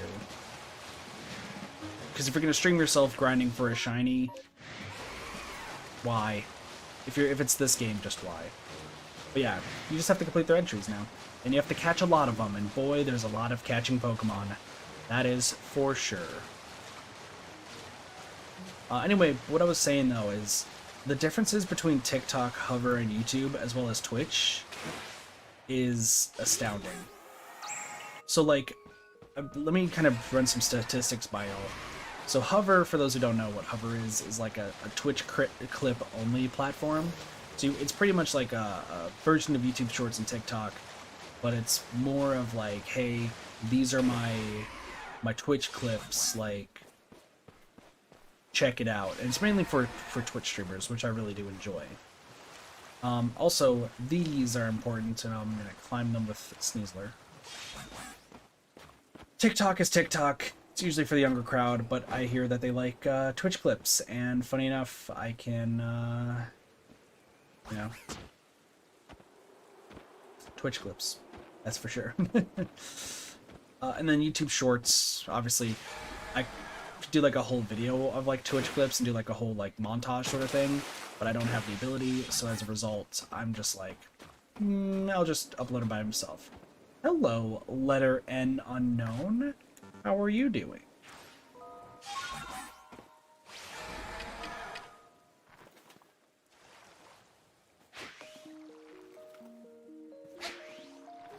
God dang it. God dang it. I definitely get a lot of Twitch clips on my TikTok. Yeah.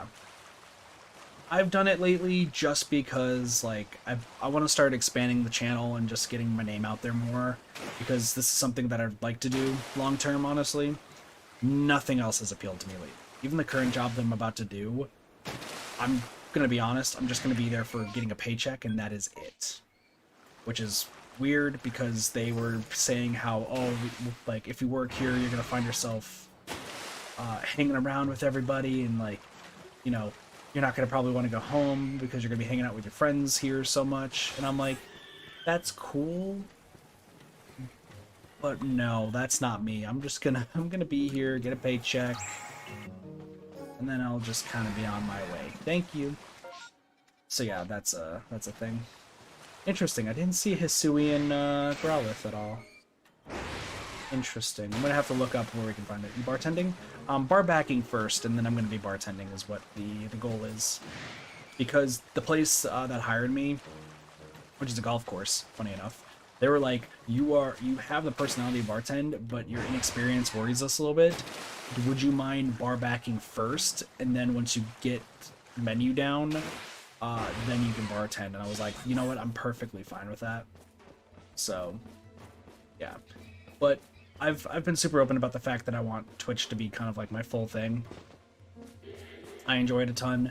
I'm going to be looking forward to the day I'm no longer in the debt that I'm in, and can move out so I can finally be loud and be my loud and energetic self, compared to being like kind of quiet with everything, with streaming.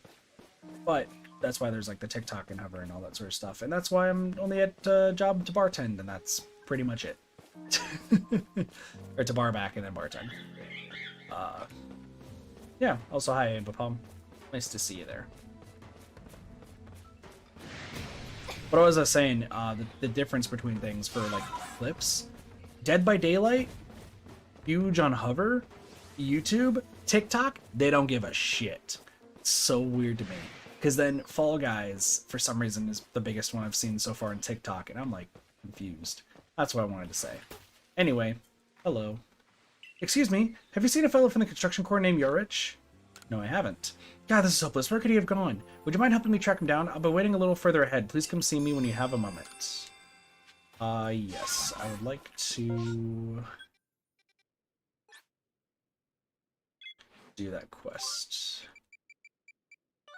Anyway, that's all I wanted to say. So now we are...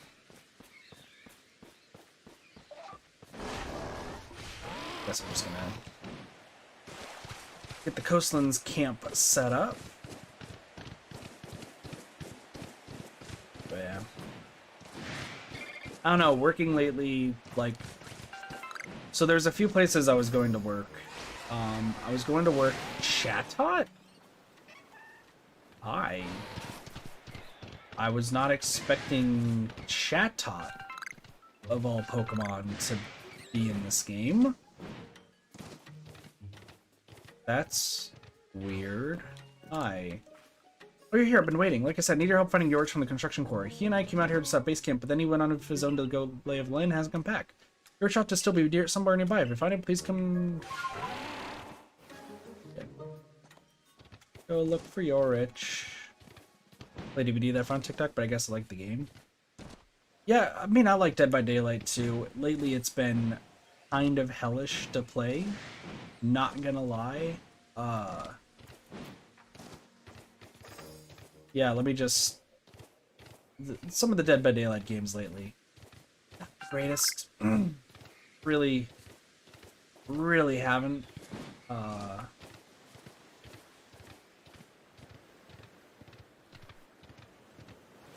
you Yorich? Stay away! Wait, stay! Why is this Pokemon talking? Talk? You alright? Far from it, help me! Help me! Hi, Chatot.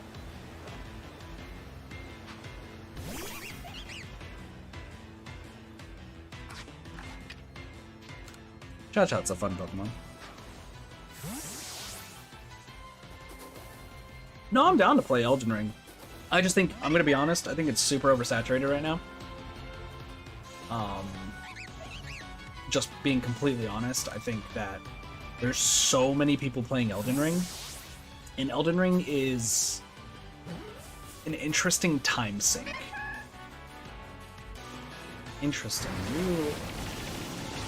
You are actually going to make things difficult, aren't you?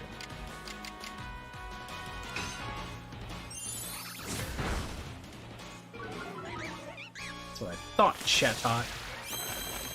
Oh god, Roost. So yeah, I own Elden Ring.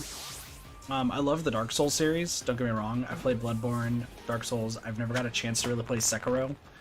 But I do enjoy those games, but it is a time sink, and I would have to make it my prime focus for a long time if I'm gonna get through that game. Thank goodness, I don't know if I would survive without you. No one told me there'd be Pokemon that talk like people out here. What a fright. Back where I grew up, folks often said that if you hear someone talk when no one's around, it's not a ghost playing tricks, it's just a Chatot. Anyway, thank you for kindly finding Yorick. I'll have him set up camp now. Ready and lift, and lift, and lift. But there's also just so many people playing Elden Ring lately, like a lot of people, that I'm just, it's just my imagination. Oh, you big time, you young Survey Corps recruit, come take a rest here at this camp. Thank you. Yeah. Which I know the counter argument is like, hey kid, you play this game a ton already. So it'll be quite convenient for saying Pokemon at the waterfront. Yep. Oh, and there's a new request. Hello. Oh my gosh, it's another balloon thing. 24.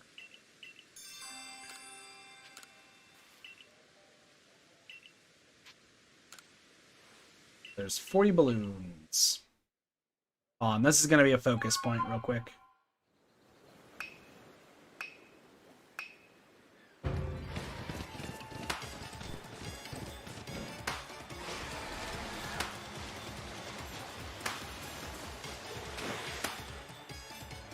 Please, Gyarados. I was like, please. Yeah, let me get this real fast, and then I'll talk about, like, my thought process and other things. Oh, fuck. I missed it. I missed it. So here's the thing. The counter argument for the Elden Ring thing, other than the oversaturation with the a lot of hours, is, hey kid, you play Pokemon, like that's already a lot of hours as it is. And while I understand that potential argument, I like thinking about all the hypothetical arguments and everything. This game I can play off stream, right? I don't need to stream me doing all the different tasks in this game. I don't mind streaming all those tasks, but I know, like, my community-wise, me catching the same Pokemon over and over and just constantly attacking the same Pokemon over and over, while I find that enjoyable and me talking a lot, not a lot of people are, like, most people are going to see the stream and be like, oh, you're probably just going to be,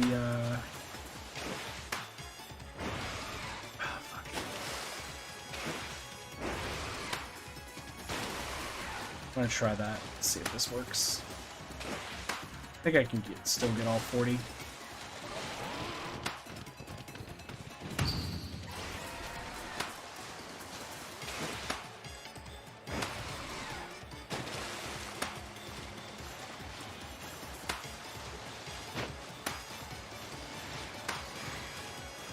Wow.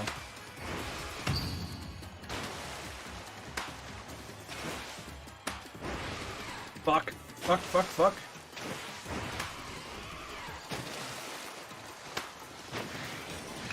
Damn. Hey, sometimes just good company. True. What up, Zero? How's it going? Yeah, I understand sometimes good company, but the problem is, like, most people who, like, come to my streams, especially when it comes to, like, Pokemon, they're gonna be probably expecting more, of doing, like, the story.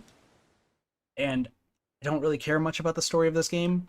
I just care more about the tasks. Compare that to Elden Ring.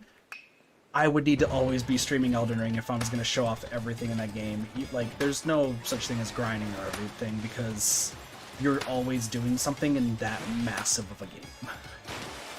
So that's like my whole shtick on that. Because, trust me, I would not mind spending 6 to 7 hours streaming this game just doing tasks. I would really, being completely honest with you guys, I would not mind just only doing tasks and then just talking with chat. I would literally not mind.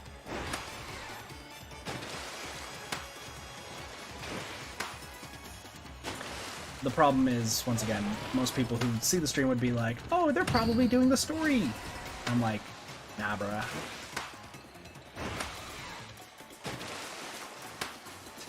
Are you doing the story? I mean, plus, if anyone's, you know, seen any of the other games I play,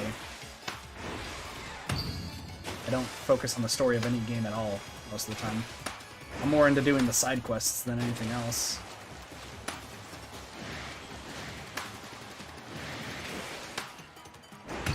There we go. That's how you do that. What story in this game? I know, right? Thanks for the 2 nuggets. And a seed of mastery. Awesome. Alright. I am confused. Sorry.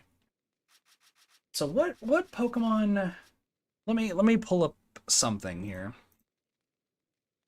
Pokemon Cobalt Coastlands.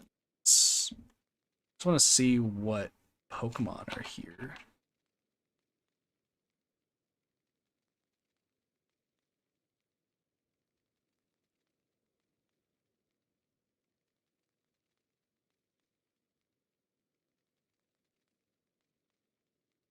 Rather hear opinion on the 5-hour tutorial of what, this game, or is there a 5-hour tutorial in this game? I don't even know. All right, let's sorry, I'm gonna just go through this real quick and just see what Pokemon there are.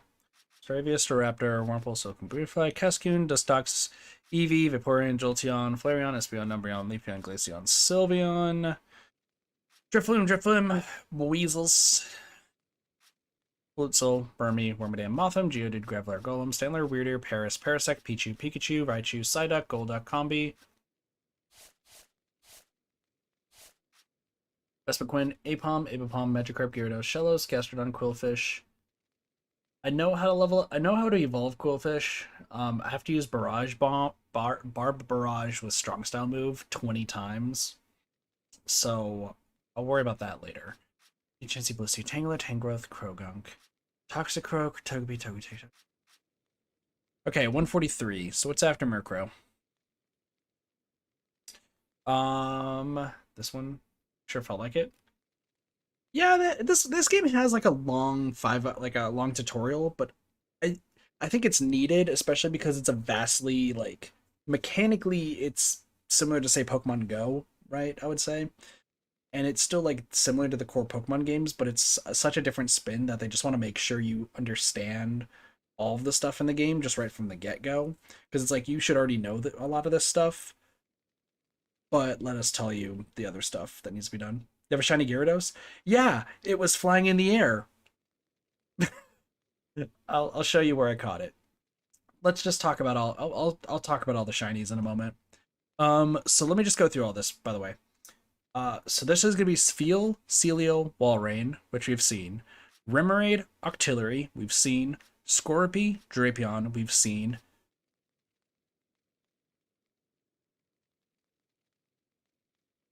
Growlithe. So Growlithe and Arcanine are both here. Windbreak, Stand, Veilstone, Cape. Good to know. Glameow, Pure Ugly, which we've seen. Botchap, Chatot, Duskull, Dusclops, Dusknor. Okay, so after Dusclops, by the way, is Dusknor. Then we've seen Piplup, Prinplup, Empoleon. We've seen Mantike, Mantine, Basculin, Basculegion, Vulpix, Ninetales, Tentacool, Tentacruel, Finneon, Luminon, Magmy, Magmar, Magmortar, and then the two others, which we won't worry about just yet. So where did it say they are? Okay, so apparently Growlithe is up here. And Windbreak Stand or Veilstone Cape. So it actually looks like it's up here. Probably. It's probably like nighttime or something. So I will check that all out later. Let's show y'all some other stuff. Oh, I caught the N unknown. That's right. Let me mark that off my list. Two horns rising from the sea. Hi, Chatot. Chatot, you don't evolve. You just evolve your shiny Dusclops to Dusknor? Dusknor is such a cool Pokemon. Wait, Zero, do you have this game?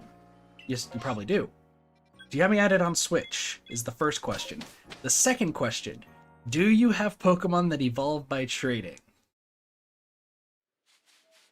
Okay, before I show you guys what's in the box, let me show you where I caught a shiny Gyarados.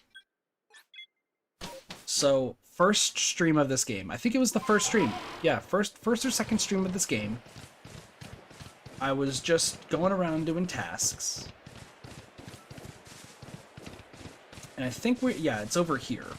We were just kind of exploring, and I was just throwing Pokemon willy-nilly. And we heard a shiny noise, and we're like, oh my gosh, shiny Pokemon nearby. Wonder what it could be. So we're looking down, we see some Starly, we see some Geodudes, and, you know, just chilling. And then we look up and see a flying Gyarados that is bright red.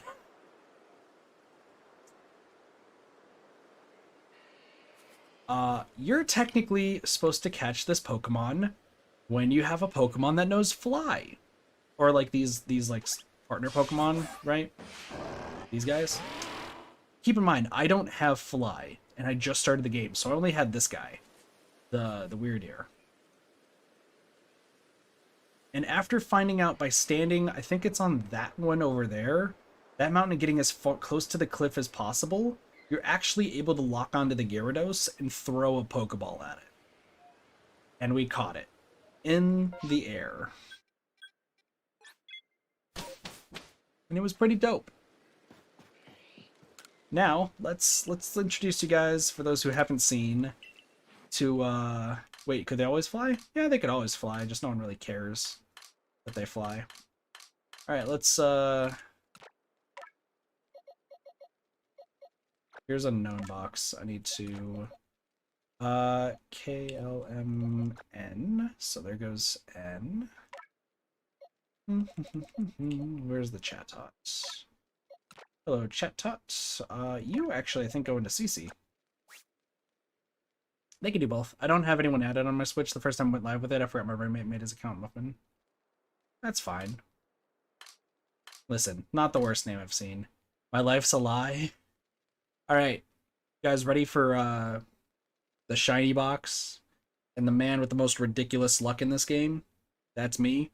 I'm somebody who hates shiny hunting. I think it's a useless waste of time, but if a shiny does show up, you gotta catch it. Palette swaps are palette swaps and they're cool, but there's no reason to grind shinies in any sort of game. I stand by that notion 100%.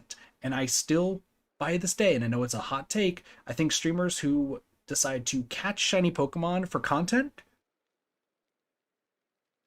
are just wasting their time. Catching a Pokemon that looks cool, sure, but they will never use. And then Arceus came along. And then if people try to grind an Arceus because of how easy it is to get shiny Pokemon in this game, they're a fool. And I stand by that. If you are going to grind for a shiny Pokemon in a game, it's so easy to get a shiny Pokemon that if you want to grind on it off stream, sure. But like, if you're like, oh, we're going to get to 1,000 triumphs. His name is Abomination. No, you're good. I don't think it's that bad, honestly. I know there's some big names that I actually have streamed shiny hunting on this game. Gonna be honest, I know that there's a few because I've seen it on Twitter. But I think it's pointless to have 1,000 tries finding a Pokemon, when in this game I think you can get it to a 1 out of 400 or 1 out of 200 chance to find a shiny, and more often than not you're gonna find a version of it just walking around. Case in point, welcome to Shiny Box 2, where it has King Cheese, the shiny Leafeon, Hines, the shiny Raichu, who was a shiny Pikachu that at 4 in the morning I thought was God. That happened. I wasn't streaming, but I thought this Pikachu that was shiny was God. Billy Bevel, if you understand the reference, good for you. If you don't worry about it. Who was a shiny Geodude? Sporks, who was a shiny Shinx. Strickland, if you understand the reference, good for you. Shiny Drifloon, and Miriam, who I know no one's going to get the reference for this one, from Bloodstained Ritual of the Night, for my shiny Crobat. And then you might be like, well, Kit, that's only 6 shinies. And sure, you got like some interesting ones in there, but didn't you say you had a shiny Gyarados? Wabam! Box number 2. Where we have 5 shiny Geodude families, 7 shiny Starly families, 3 shiny Shinx families, a Kricketot and a Kricketune, a shiny Ponyta that turned into a Rapidash because the game gives it to you, a shiny Machamp named Jotaro, a Parasect, and a Paris right down here. Cassie, the red flying dragon. Please, somebody understand that reference. The useless Combi, who I don't know what their name is, but it's probably going to be useless. Thickums, the Lopunny, and a Cleavor.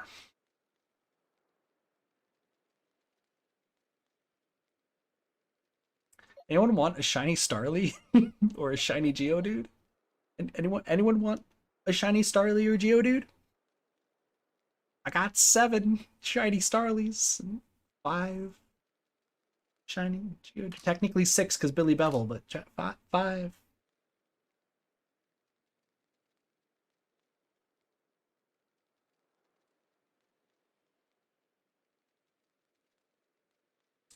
Yeah.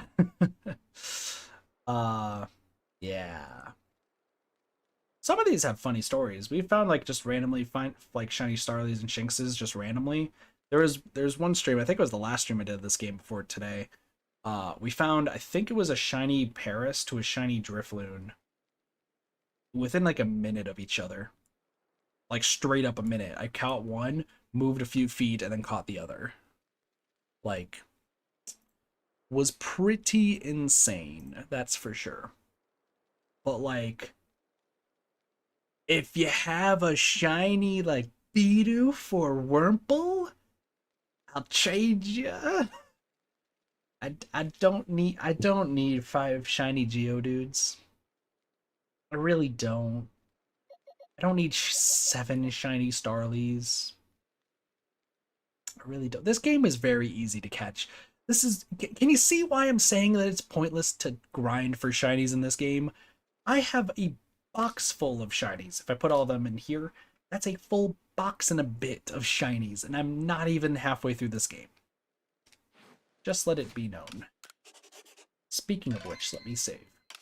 Because I forgot that I turned off autosave.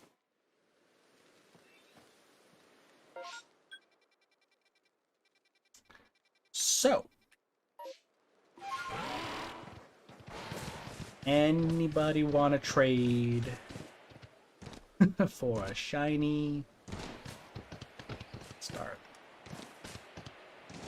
Yeah. Besides the point though. Yeah, this game is incredibly easy.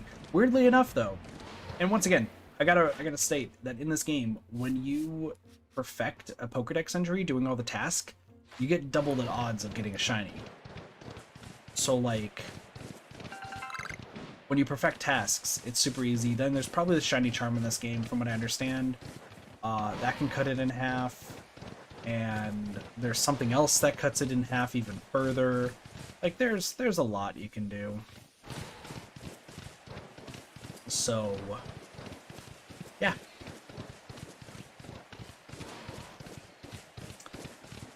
And because I have so much perfected, like, most of these streams usually will kind of randomly find at least like 1 or 2 shinies before I end off the stream. And it's not, once again, it's not even me looking for them, it's just me randomly happening on them. I think the only one that I actually like kinda looked for was the shiny Scyther, because I kinda wanted a shiny Kleavor. I just wanted to see what it looked like. May never use it, because I think Kleavor is an ugly looking Pokemon. But, you know, I kind of kept swinging by there, just being like, oh, is it there? So, yeah. Anyway, is there a Quasar in this one? At least I never tried to get. I don't think so. I don't know. I've been mostly blind on this game. So, like, I don't know where really much is or what is in this game, what isn't. I was surprised about this Pokemon. Like, Sneasler is a fucking cool looking Pokemon, don't get me wrong. Where am I going again? That's where I was going. I'm going this way. Because I'm time to murder some Magikarp.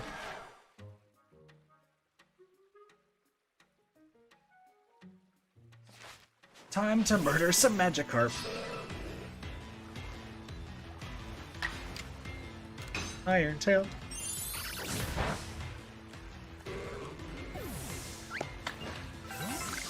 Now I gotta use Iron Tail a ton.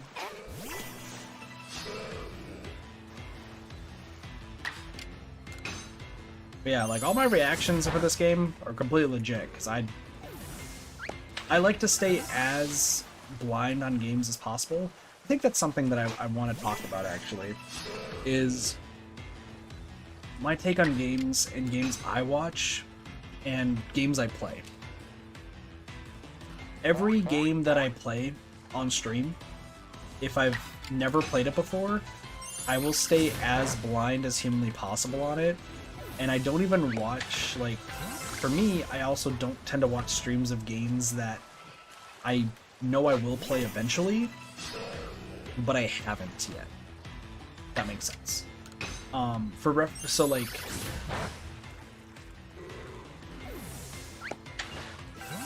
I think a good example actually is Kirby and the Forgotten Land. So by this stream, I have, well, pretty much as of last stream, I guess you could say, I have 100%ed Kirby and the Forgotten Land. Like, on stream, it took us 4 streams, game's completely done, 100%ed. And I don't like talking about games I've played on my other streams, because I don't want to spoil it for anybody else who is just here for Pokemon and everything. That's why I have this like rule, and a lot of you who've been with this community for a while know that I have a rule where the games that we talk about are either games that are coming up in the future that have not been released yet, or the game that is currently being played. I will not talk about any other games, and if we do, it is just in passing and no specifics. There's a reason why during Neeks, you probably have been there for a little bit for some of those, and probably Zero as well. For Dead by Daylight, there's some people who come in and talk about maybe my Persona streams, or in the past it was people talked about when I played Buried Stars, when I started that game up, or talked about some other games that I've played in the past. Zanki Zero, I think, was another one that people really talk about. Like, people would talk about games that I've played and be like, man, are you going to play a game like this again soon? Because I really liked this twist. And I would shut those people down really fast. So I'm somebody who like doesn't watch anything, because I like to stay as blind as possible, and I know that there's some people out there who also want to watch games as blind as possible and or play them. So that being said, bouncing back to Kirby, the reason I'm bringing it up is because Kirby is a game that once it came out, I played immediately, and I try not to spoil anything. So I played Kirby, took 4 streams to 100% the game, okay? Game's fantastic. If you have not bought Kirby in the Forgotten Land, highly recommend it. It is my first actual like Kirby game I've played, unless you want to count Amazing Mirror, but I never beat Amazing Mirror, and I've also played Air Ride. That being said,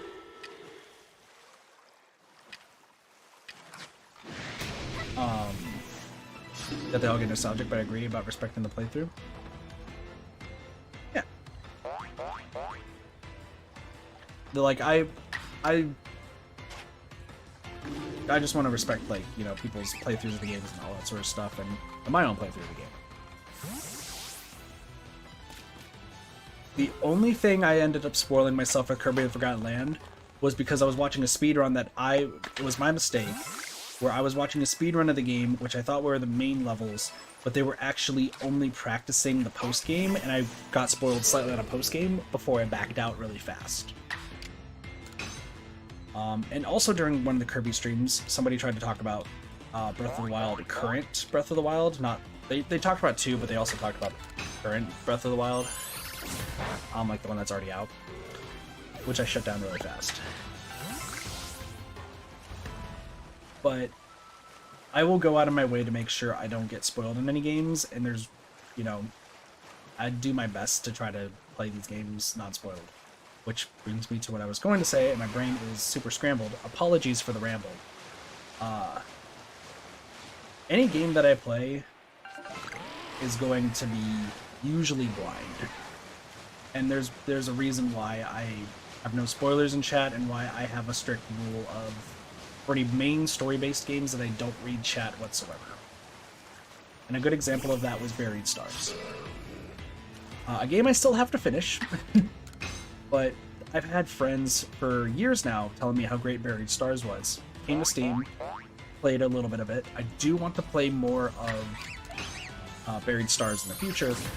I just haven't because there's other games. But I made sure I did not read chat for majority of it, unless Cheese or one of my mods at the time there would tell me that I was good. Like, I would read Discord before chat. I don't know where I was going with this. I thought I had a whole thing in my brain, and my brain's just flatlined. The post-game thing happened with Celeste. Actually saw all the powers, think it was just a fast-paced game. Yeah. Oh, that's what I was going with it. Where I appreciate that people do watch a lot. This was actually... I realized where I was going with this, and I am dumb. Gosh, this is why streaming at 1:30 in the morning, sometimes not the greatest idea. Not the greatest for your brain. Especially when you've just been drinking soda most of the day and some water. Like... Man. Like I need to slow down on drinking soda or energy drinks or something. Man, me drinking soda? That's weird.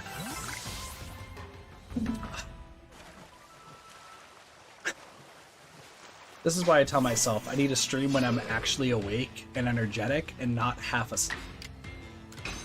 The magic of doing it live, sure.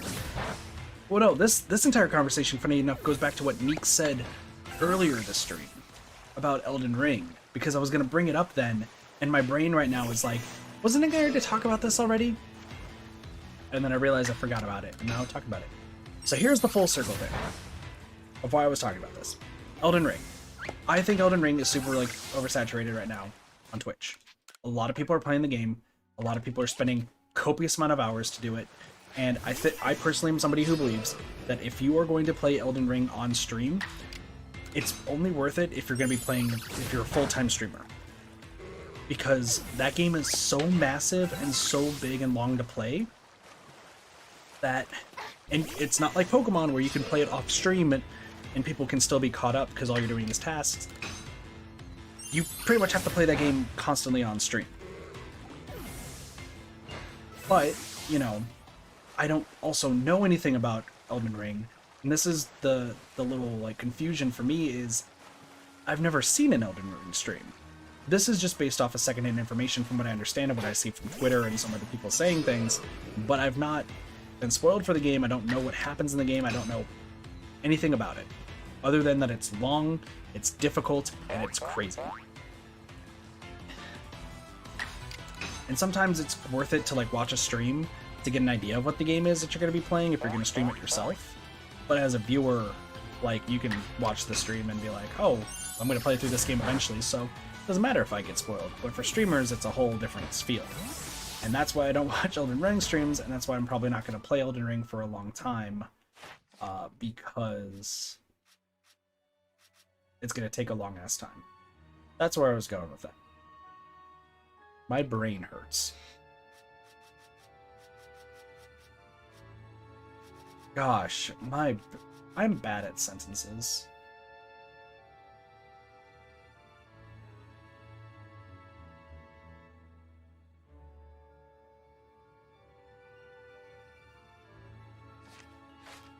Okay, I'm gonna do that next. I'm going to... God, I'm sorry for like my commentary just being everywhere. My brain's just... Do I have a shiny Pokemon that knows Ice type? I think that's my first question I should ask before I do anything else. No.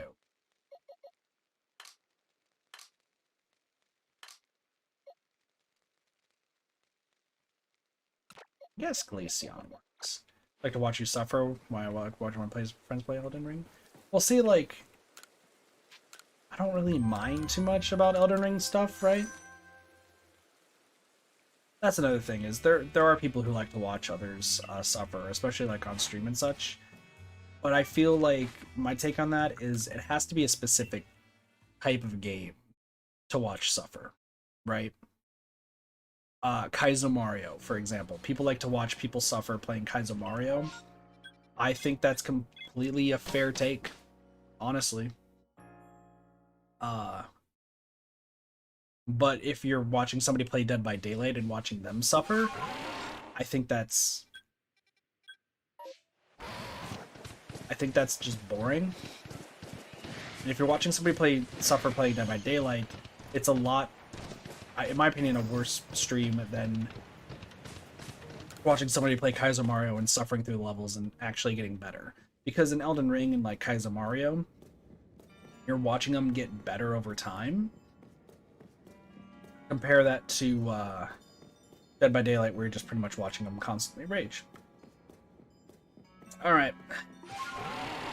Somewhere around here was a Alpha Crobat.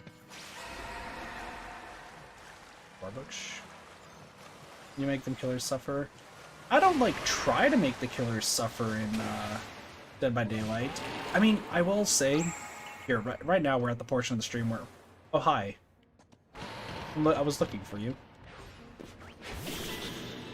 Flee, flee, flee, flee, flee, flee, flee, flee, flee, flee, flee, flee, flee, flee, flee, flee, flee. Don't kill my Glaceon. Oh, Glaceon's dead.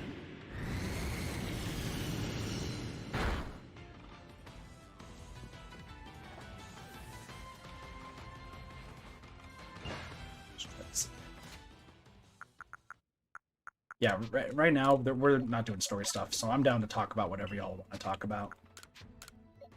Usually I have like a list of like things I like to talk about, and my brain's just not having it right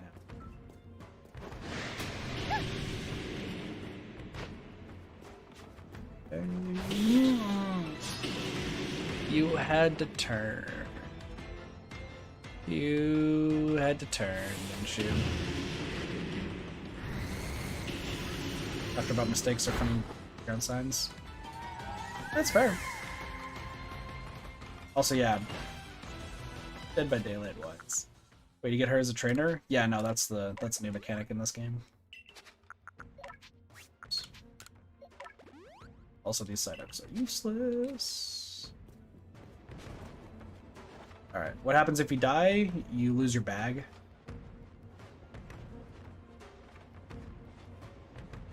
You okay? You okay, Crobat? You wanna attack me now? Can you stop, please? I need you to charge at me, preferably. Stop spinning in circles. I need you to actually like try charging at me. Please.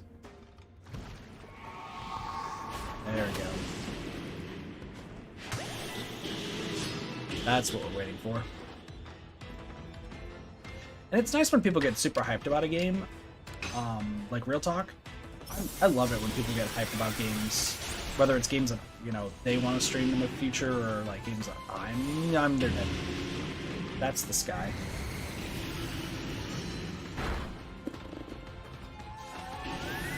Alright, Glaceon.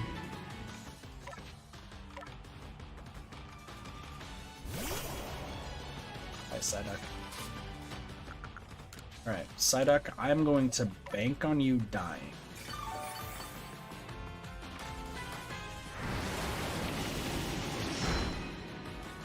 Psyduck died.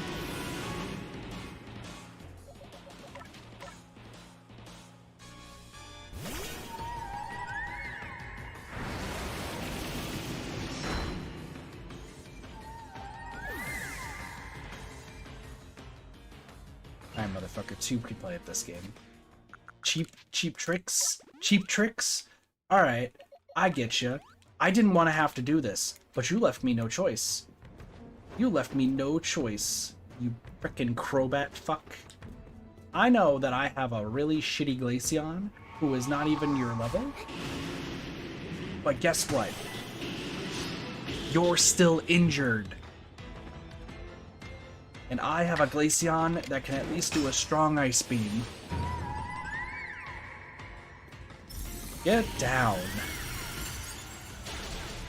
Thank goodness. Okay. No, that was one. Oh boy. I'm losing my brain here.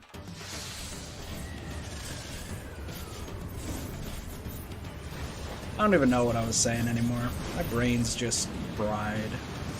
That's what happens with super sleepy.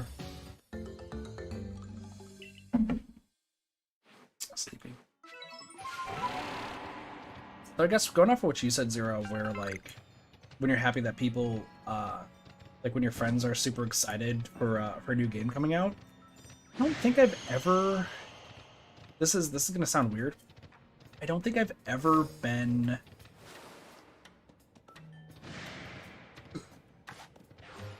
You were right there. Sorry, I saw Gibble and I just was like, oh my gosh, Gibble. I don't think I've ever been like super excited for any game to come out. Is that weird? I think that's weird. I enjoy video games. That much is true. I wouldn't be streaming if I didn't enjoy video games. I wouldn't be playing video games if I didn't enjoy video games. But I don't think I've ever, like, actively been like excited for a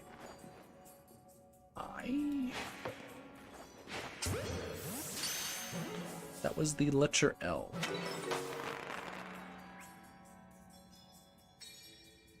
Yeah, I don't know if I've actually ever been excited for a game to come out. I'm racking my brain for one. And when I say excited, I mean like legitimately excited. Like not like, oh, this is gonna be a cool game when it comes out. Because that was me when I played Ghostwire Tokyo. Or when I purchased Ghostwire Tokyo, not played it, because I haven't played Ghostwire Tokyo yet. Will be streamed soon. But like when Ghostwire Tokyo was announced, I was like, oh, this game looks cool, I'm gonna get it. But I haven't been like, oh, this is fucking, I'm so excited to get this new game, holy shit. Like I've never had that happen. Maybe one day. And Nick's saying making them killers suffer. I don't know what it is about Dead by Daylight lately. I've been on this like huge binge that I just need to be the biggest dick to killers lately. I've been through so many games in Dead by Daylight where I feel like majority of killers out there are just there to be as dickish as possible, so there's got to be somebody out there who is at least a dick back. And I don't want it to be the case, but it just feels like it. And I don't know why that's the case. Like, real talk,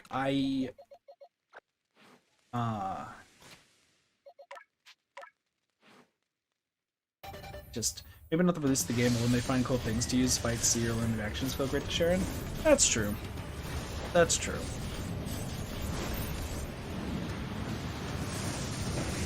I mean, I love finding glitches and stuff in games. I love just finding, like, broken stuff and messing around with it. That makes me happy.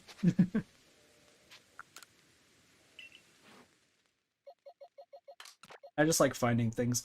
I think one of my favorite memories, actually, when it comes to streaming, is when I played. This was one of the first games I've ever streamed, which was Far Cry 5. So one of the first games I ever streamed on YouTube way back when was Far Cry 5. Love the hell out of Far Cry 5. I think it's an amazing game. I do recommend people play it. I still need to go back and play it again. Because I need to get some achievements that I don't think I really missed, but there's like some multiplayer things and some DLC that I just didn't get a chance to doing. But from my knowledge at the time, I would like to state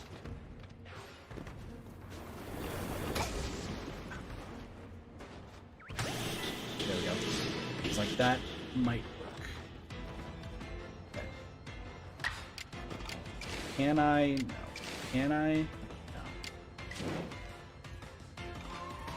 So what we're gonna do is we're gonna do Ice Beam. So I'm gonna see if this works. So Ice Beam. Okay, now we run.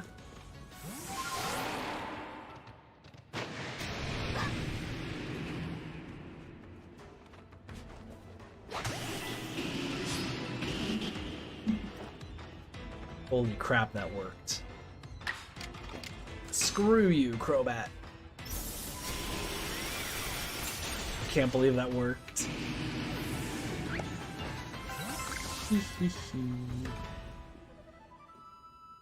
Nice. So I think I'm the only person who's actually shown this off. I remember checking in the past, and I remember checking like a year later. But when I played Far Cry 5, I found out that if you go to the highest place on one side of the map and use the wing shoot, switch the parachute, use the wingsuit, and switch to the parachute infinitely, if you do it with perfect timing, or really near perfect timing, you actually can get from one side of the map to the other. It'll take you 15 minutes. But you could technically go from the highest part of the map on one side to the lowest point on the other and actually land it, as long as you have good timing. And I remember back then, you know, I think I had less than 100 subscribers on YouTube, and like those are only just friends of mine watching me. And it was the hypest thing when people were looking around as I was doing it, telling me that no one's done anything like that before. And it was a stupid, stupid challenge, right? It was just a stupid thing of just, there's no reason to know that you could do it. But for me, I just enjoyed just doing that. Just going from one side to the other. And I enjoy screwing around in video games. I haven't lately because this was the big thing. And this is why I'm a little irked by my content nowadays compared to the past. Past Kit, super energetic, would hold a conversation. Really loud, but like still had the calm vibes as people put it. And like was able to express himself a lot more. That was old Kit. That is what current Kit still wants to be. But the only issue is now the times I stream, I guess, is kind of the big thing.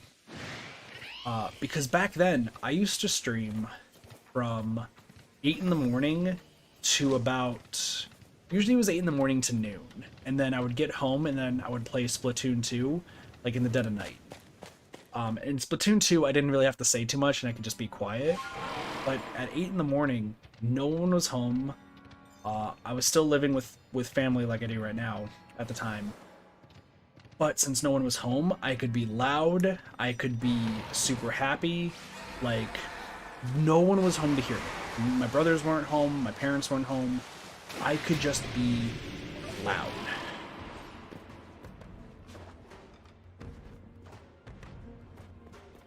And then you have current Kid, who really wants to be loud and really wants to like be energetic and everything. And it's the reason why there's sound foam. You guys can kind of see it. It's very badly put up because a lot of it's like falling off. You can kind of see right there. Let's kind of fix this now.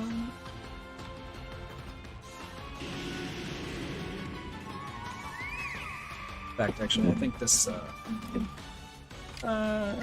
will... Yeah, goes in that. This curtain's supposed to be like all the way across. Yeah. But I invest, like, after I kept getting cussed out in the middle of my streams by my family for being loud and energetic and everything and saying that streaming was a waste of time and all that sort of stuff, I have not been able to, this entire time, be my energetic, loud self at the dead of night. I fucked up. I fucked up. That Crobat's gonna kill my Glaceon. Please don't kill my Glaceon. Glaceon, please. Please, I believe in you. Oh my gosh, you're alive. Cool. But I invested, back when I had money, I invested... You had to turn, you bitch. You had to turn. Please, please get away. Please get away. Well, Glaceon's dead. It was nice knowing you, Glaceon.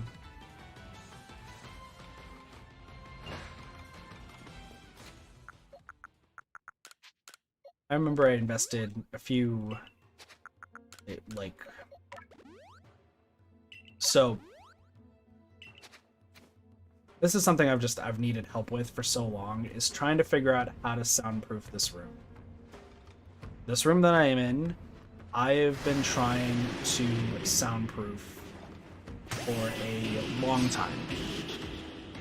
Because I really want to go back to being loud and energetic, popping off and everything, and no one in my house being able to hear me.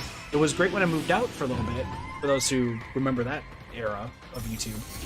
Because back then, I was super, like, I was in a room by myself.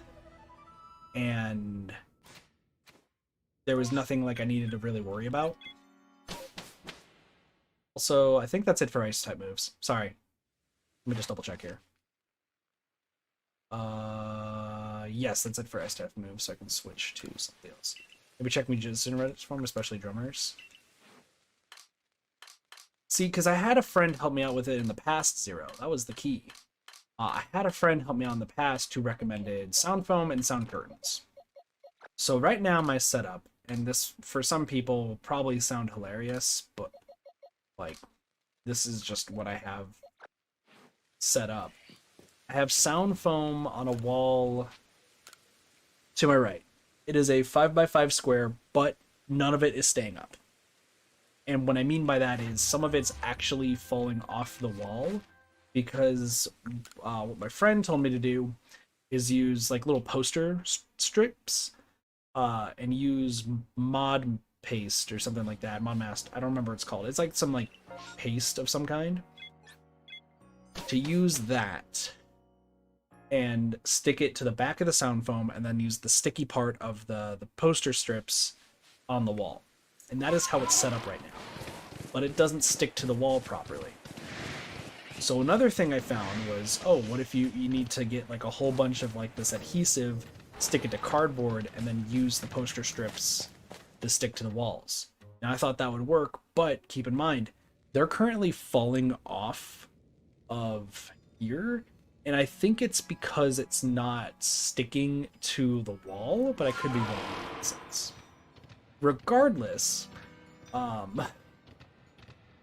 there's also another issue on top of that, which is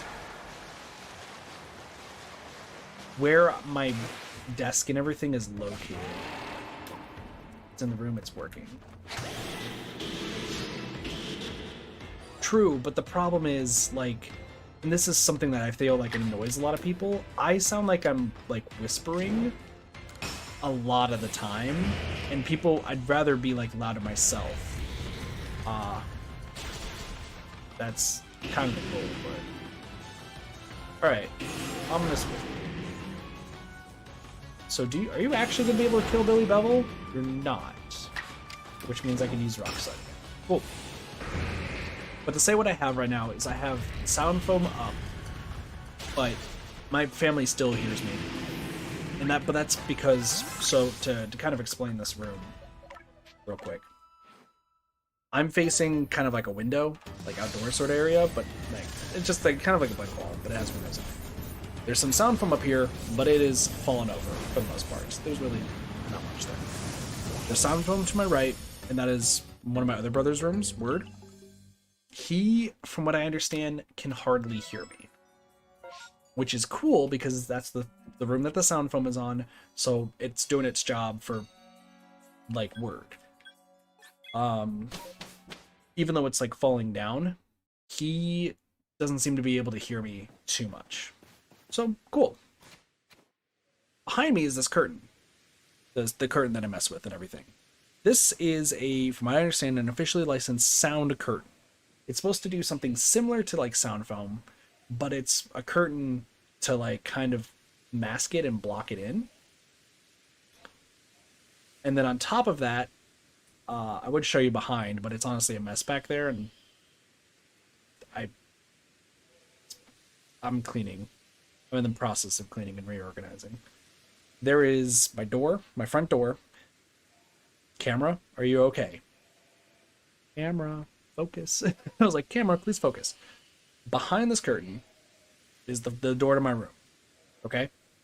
There's a vent over the door, and there is a pillow, 2 towels, and a bunch of magnets and pins that is holding the pillow and towels across the vent to muffle the sound, and below the door is a sound bar to like prevent any sound from leaving the room.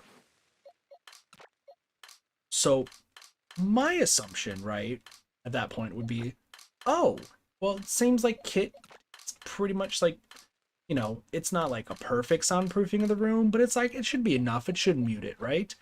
Everyone downstairs can still hear me perfectly. Word for some reason can't, and a few others behind me. But if I get any louder than I am right now, which I have it boosted for you guys, so you guys probably hear me louder, but you can hear kind of the whisper. If I get any louder than this, they will hear me downstairs. This house's walls are so paper thin that, like, I can't. Because otherwise, right, if we're playing Dead by Daylight, and this is the thing that you can see if you watch some of my old Dead by Daylight streams, whenever crazy things happened in some of the old Dead by Daylight streams, and this is probably before your time here, Neeks and Zero, both of you actually, I could pop off.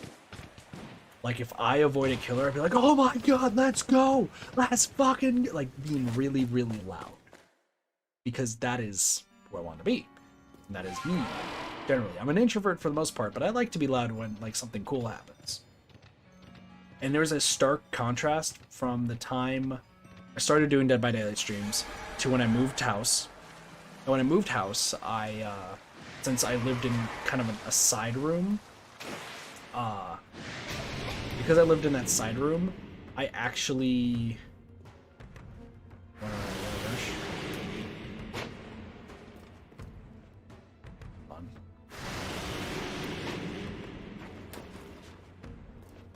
I'm trying to see if I can get around, please. Gotcha. When I lived in the side room, like, no one can hear me. No one at all could hear me if I was being loud. So I could pop off, and the streams in that house are vastly different than the one that you guys see now, and even the way. When I moved back to this house, that's when you notice that all of the streams changed.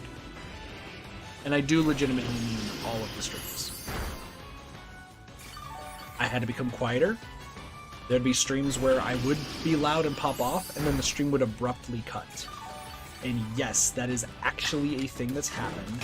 There are streams out there, primarily I believe it's going to be Dead by Daylight streams, some Splatoon streams, and I think there's a Pokemon Sword stream?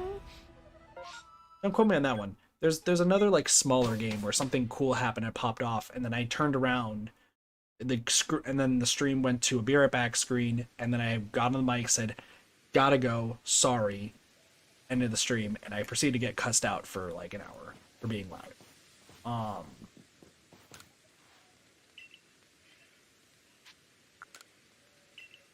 So, can I evolve a Pokemon? I wasn't paying attention. Yes, I can. Sweet. So that's why I can't be loud, and it sucks, because I like to be energetic, and I like to, especially when I was playing Dead by Daylight, get super hyped for things that happen. Especially, like, when there's some of the surprising shiny stuff here, I would like to be like, oh shit, let's go! But I can't, because if I get any louder than I currently am right now, I will get screamed at, and then the stream abruptly gets cut off, and or I'll be threatened to get kicked out for the third time. And I don't really want to deal with more mental struggles right now. Hard enough as it is. I don't need more. Move out of the paper mache house into a fun house. Getting hyped is part of the fun when you get into something. That's true, and that's why, like, right now I'm working on... So that's, like, kind of like my big plans for, like, right now, right? And that's why I'm making this huge push lately of... I take off my headphones because my head's starting to, like, buzz a little bit.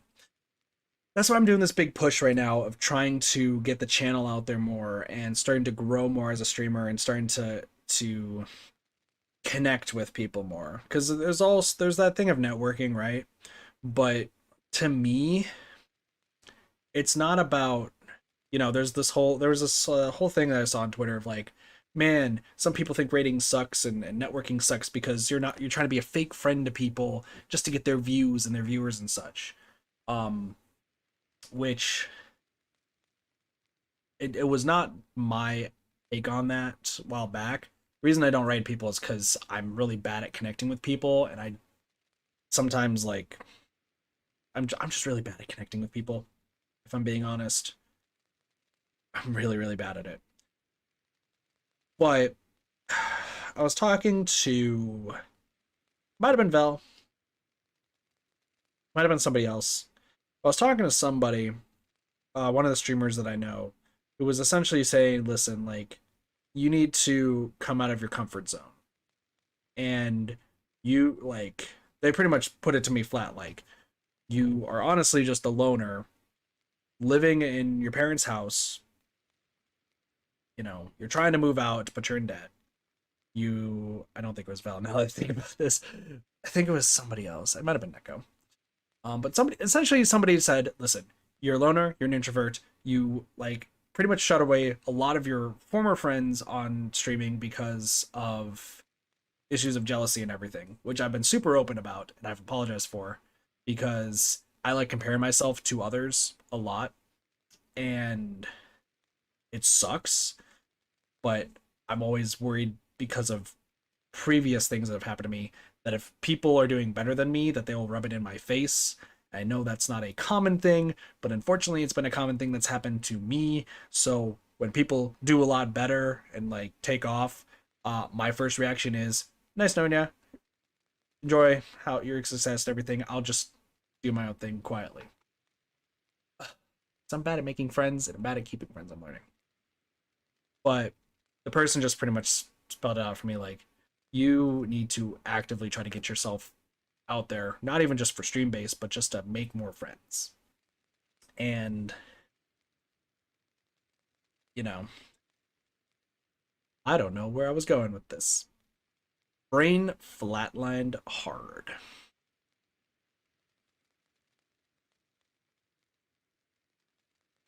It's amazing people who are just a pleasure to share time with, beneficial for a variety of reasons, sir, but for your friends too.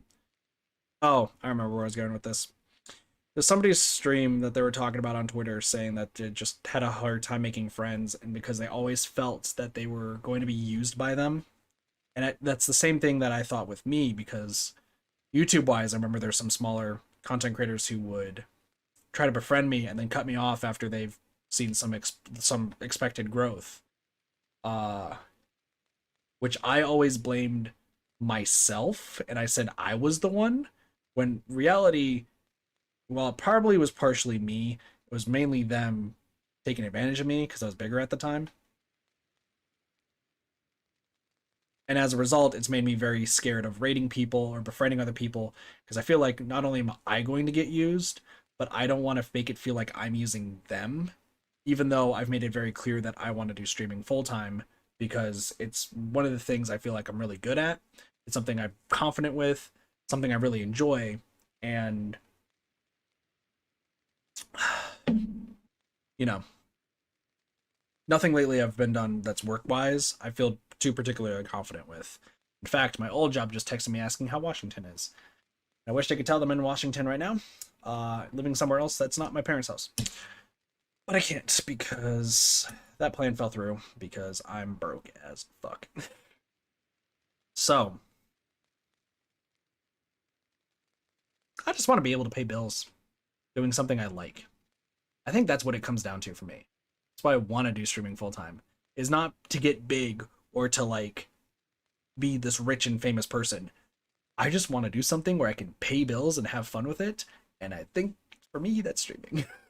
That is it. It's not feasible. I understand that, but it would be nice. Brain is flatlining hard. Jesus fucking Christ. I get very open when it's late. You ever realize that for those who've watched my streams? All those of you guys who watch a lot of streams, I get very open very fast the later it gets. And I sometimes don't make much sense, but when I do, I do. What are they doing again? Maybe Palm is max. I was checking where everything else is. Because there's a golem. Where is this golem?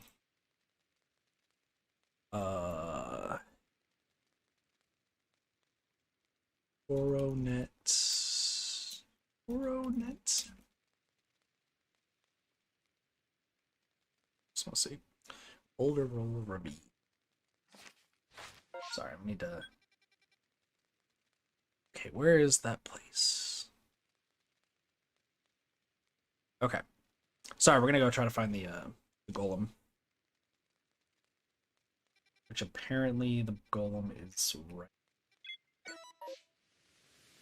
So we're gonna do that real fast. I need to get Pokemon. I am fucking losing my mind right now. What do I even need for this golem? Steel type moves. Defeat 10. I'm sorry for stream for like just randomly spouting things. My brain is just right now straight up. Apologize if I'm not making sense. I also apologize if I'm just like sounding like a crazy lunatic. Could let it out. If you ever fly to New Zealand, happy hanging with you. I appreciate it. I think something that stuck with me for a very long time is something that a viewer by the name of Tapper said during one of my streams, where it was an intermission that I did because I was talking about all of the mental struggles I've been going through and dealing with family and just all of the crazy shit.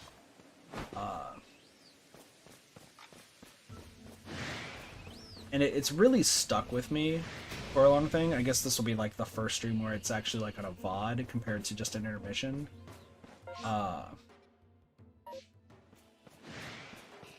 Tapper stated that the reason that they like my streams so much is because I'm the most transparent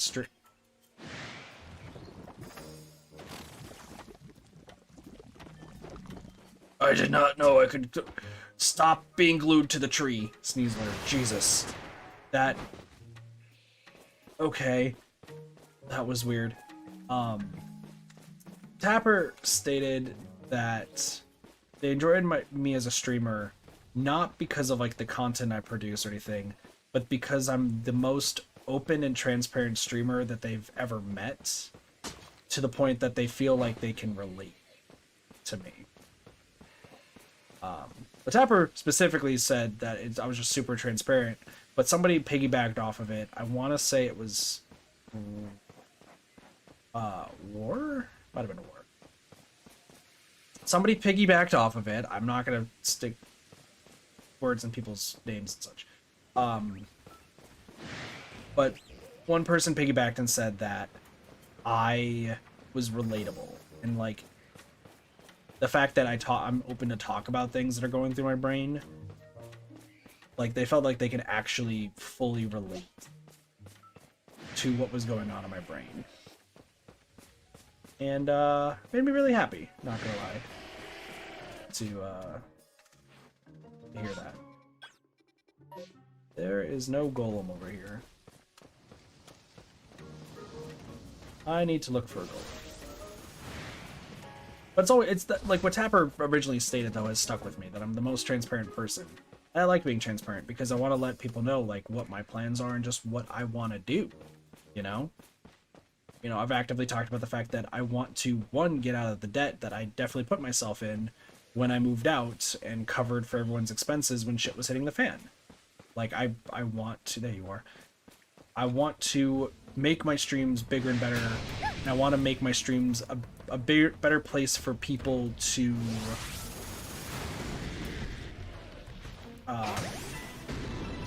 go to feel happy and feel like they have somebody they can talk to. Not trauma dump, because if you're gonna trauma dump, please don't. But specifically, this sucks.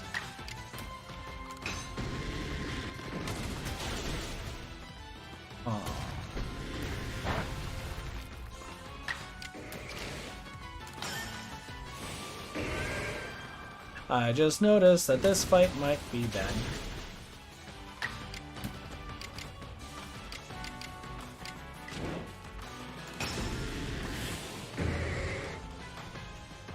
But I just want to make like just a community that, people feel super included, and that they feel like they can just go to just have a fun time and just be happy. That's the big thing.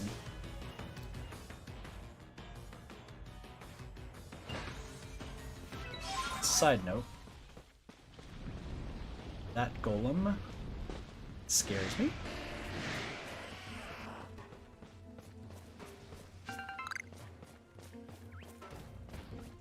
So we're gonna run away from that golem. You happen more time and passive people, but you do like streaming. It's good to see you do it your way, even if that evolves. True.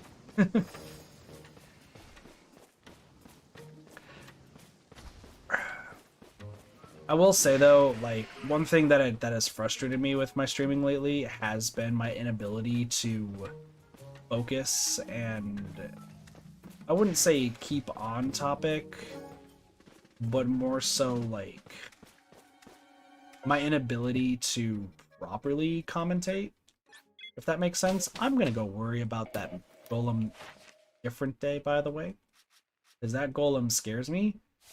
You are in the 5th area. I can't do anything about you. You were apparently in the Golden Lowlands. I'm gonna go look for you in the Golden Lowlands because I don't know who you are. Hi, this Machamp like died. Can you put it back together? What do I need for this Raichu? Ground type moves. Awesome. Sorry, I will talk about what I was saying here in a moment. Cool. Let's go to the second area so that way we can try to find these Raichus. Sorry, something that's just really that's gone downhill is just my commentating ability. And I want to say it's just due to like the mental stress. Because my mind is filled with so many thoughts of stuff going on that like I think it's actively fucked my ability to commentate, which sucks. Like I do think my best streams are the ones where I am, you know, talking with Doge or Cube or when I was playing Dead by Daylight with Sam earlier today, I guess yesterday now. Like, those were the... Gosh, where is this Raichu? Raichu Legends Arceus. Like, those are my better ones because I don't have to, like, supremely think about everything that's going on. I just have to, like... Seriously? Sorry. Aha! That's where you are. You prick biscuit. Anyway.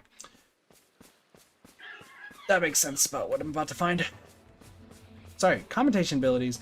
Like, when I'm with friends, I feel like I can just talk about whatever. But when it comes to, like, solo commentary, I used to be really, really good at solo commentary. I used to honestly be super, super good. And then I wasn't. And I think the reason why I've just not been super good at solo commentary is because there's so much on my mind that, like, I want to talk about everything, and I want to, like, talk about what's... There you are. God dang it. Like, talk about what's going through my mind and, like, stuff that's going on.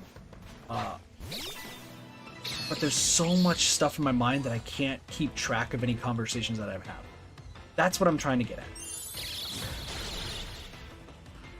You are an annoying Raichu.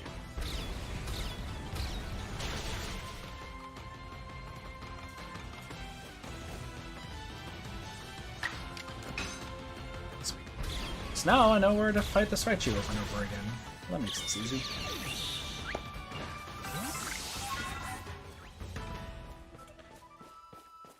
Like, just to go through, like, what's going on in my mind right now. The food argument I had today was a big one. And just the constant reminder that I might be classified as the reason why the food's not going to get on the table for my brothers. Kind of fucks me up. And just that running rampant in my head. You know, since that's just permanently stuck in my head, that's something that, you know, distracts me, right? Distractions. Distractions is the key word.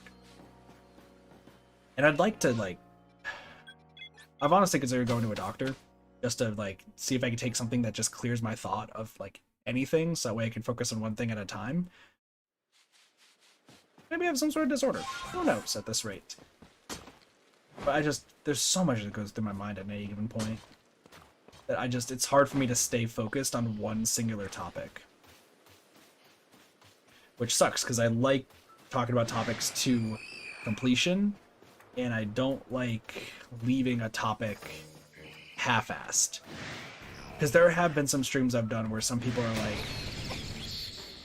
weren't you just talking about this? And I was like, yeah. And then I forgot that I talked about that, so we can finish talking about that, and I'll still forget about talking about it. Also, for those who are wondering, yes, there is a legitimate thing going on right now, where I might be considered the reason why food can't get on my family's plate, because I eat their food when I don't, and the proof is all right behind me because I buy my own food. I bought myself Domino's today, and Domino's is delicious, and I'm not sponsored by them, but I will say that, you know, their 2 meals for $5.99 each is insane and super good deal that you should take. And then alongside it, you get 4 drinks for $5.99 as well. So like for like $18 after tax, you get 4 sodas for the 4-liter fucking, like I got 4 Dr. Peppers, right? 4 Dr. Peppers, a sandwich, and a pizza for like $18. That's kind of fucking good, not gonna lie. Just saying. But they were like, oh, you need to eat at home, and I'm like, but if I eat at home, I'm just gonna get cussed out, right? I'm just gonna be like, oh, you're eating our food, you're eating our chips. Oh, we just bought ice cream and you're the one who ate ice cream? Oh, you do realize that your brothers wanted ice cream, right? It's your fault, kid. Your fault. Kind of over having that mental fuck up of being told you're the reason that your brothers can't eat the specific things they want because your family's bad at money, and admittedly, I guess I'm bad at money too. And you're told that you're the reason they can't eat, and why their fridge is not filled with groceries like it used to be, and such, because you're eating their food.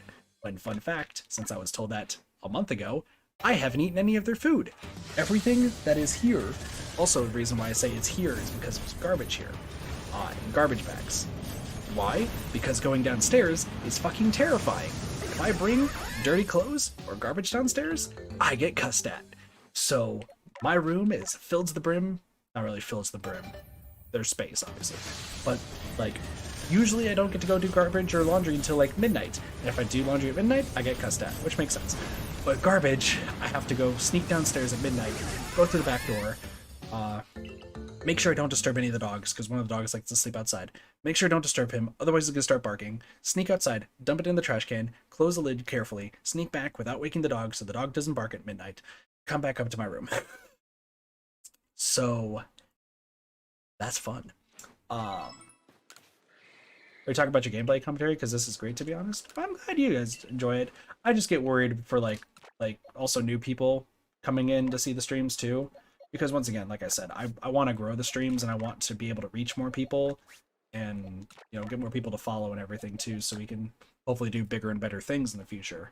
Because unfortunately, those numbers do matter. Getting more followers leads to being able to do more and being invested into more stuff, like a better setup, better sound stuff, and better content for you guys overall, which is a big thing for me. It's because I want to make sure every single person who watches me is entertained. So I'm glad you guys are enjoying the commentary, but there's probably some people who are like stopping by being like, fuck is this guy on? And that's fair. Besides that though, what I was saying is, yeah, no, I had an entire argument today about the fact that they're like, you should eat at home because it's healthier. And I'm like, bullshit. I don't care if it's healthier physically, mentally, I'm fucked. Haven't eaten at my house in a month, even after leaving my previous job, and I've been rationing out eating once a day, every 2 days. Yes, it's unhealthy, I understand that, but I'm also trying to ration out my money until I start my new job on my birthday on the 12th, which, yes, that's my birthday. We'll probably do a long stream after I get home from training at the job. We'll do like a short stream before, and then we'll do like probably a 12-hour or something stream after that. Or move it to a different day. We'll see. But 'cause I have stuff I gotta do, obviously. But once I start that job and I start getting paychecks, then I can start eating regularly again. But for now, I'm rationing it out, which is not a smart idea, but I'm doing it anyway because money fortunately makes the world go round, and I need to make sure I can not only pay off my bills, but also feed myself. So yeah, the pizza that I have, it's currently in the fridge right now, and it is mine, and I hope no one eats my pizza, so that way I can reheat it for tomorrow, and then that's my food. So that way I eat 2 days in a row. It's still only supper, but you know what? Disorder, not the exact word, but it is a mental version of pain you want released like any other ailment. See, here's the thing. Being completely honest, I do think I may have some sort of mental disorder. I don't know what. I'm not a doctor. I can't diagnose it myself. I know I went to a therapist, or no, I went to a psychiatrist and a therapist at different times in the past, who have both, one of them, psychiatrist I think, said that I might have something mental going on. I needed more sessions, and I didn't go there because I couldn't afford it anymore.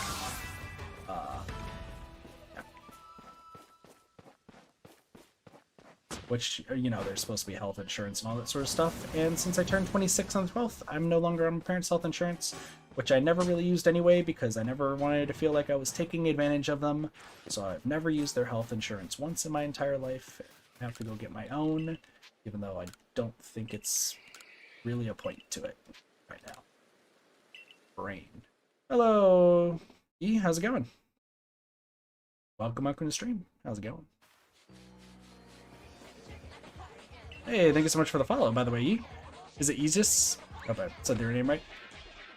How is it going? I go in the same way. Could be me. Weird. That's the thing, is like, I think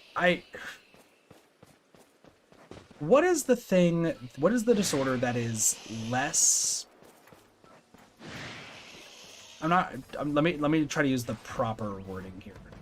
It is not as severe as bipolar, but is like the next step down, but still bad, in a sense.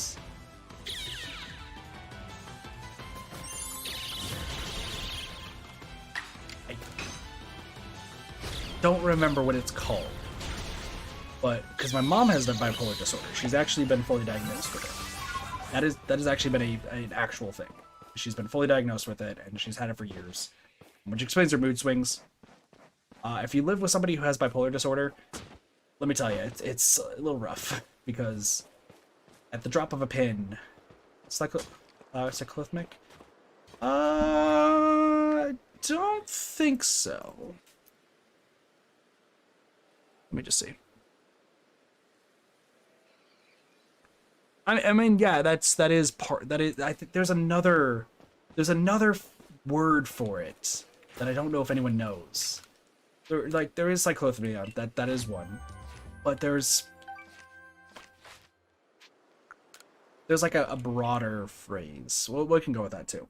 It's possible that I have that, or I could have bipolar, similar to my mom. So bipolar depression is my guess. See, I don't think it's that. Regardless, the reason I'm bringing that up is because since my mom has bipolar, it was always the assumption that one of my brothers or I have bipolar. Could be me, because I mean, if you see me playing Dead by Daylight, at the drop of a hat, mood changes like that. Heck, if you're part of a Sam stream earlier today, I felt so bad because like we were having a fucking blast, regardless of all the bullshit that happens in Dead by Daylight.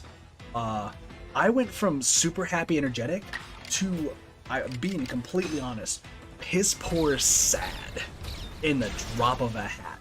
Not even because the games are bad. Nothing like that.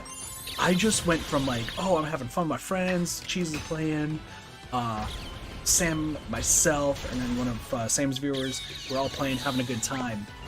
And then, like, for some reason, drop of a hat, it's just silent kit, no energy, super just like, meh, and just quietly playing the game. And then Sam, like, had to be like, are you okay?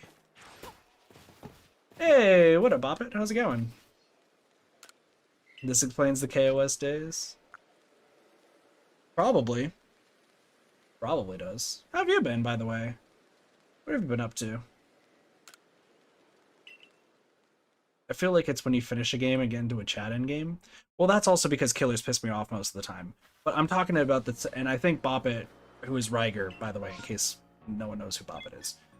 Which Boppet, we have to play games again one day, because Doge and Cube also want to play games with you again. Just me, bro. Yeah, I've been chilling. No, I'm pretty sure it actually is probably the case of what you're saying. But I like what Boppet said when because I used to play Jailbreak, Gmod Jailbreak with Boppet and Doge and Cube in the past. And there be days where, like, we're having a bunch of fun, and it doesn't even matter if I get killed by, like, say, Boppet or back then, like, Hencat or anybody that back then. I would just straight up, like, drop of a hat, be incredibly, like, pissed or sad immediately, and then, like, back to, like, supremely happy, like, later. Which definitely threw some people off, and I know my friend Neil talked to me about it a few times, so. Want to get back into Back 4 Blood or DBD? I'm still always down to play Dead by Daylight, dude. I don't know if you're down to play right now, honestly. Like, I'm wide awake right now. I went from being tired and then slept most of the day. I was part of a Dead by Daylight stream, and now I'm woke up and now I'm just casually doing tasks in this game. Doop-a-doop-a-doo. How many more? I need to kill that Raichu 4 more times. I was gonna ask if you guys finished that question. What does it feel? What does it feel as you going silent? If you don't mind me asking. I've been down for DBD in like 10 if you're amiable. Yeah, no, I'm down. I can switch to Dead by Daylight. I don't know if we have anybody else who's down to play it too, but yeah, I can switch. Sorry, I'm trying to piece your question together. Feel as you going silent if you don't mind me asking.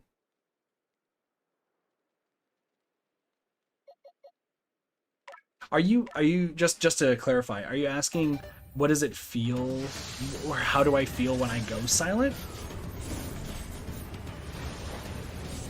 Or what is the reason why I feel like I go silent during games? I think that's the question. Once again, I could be wrong.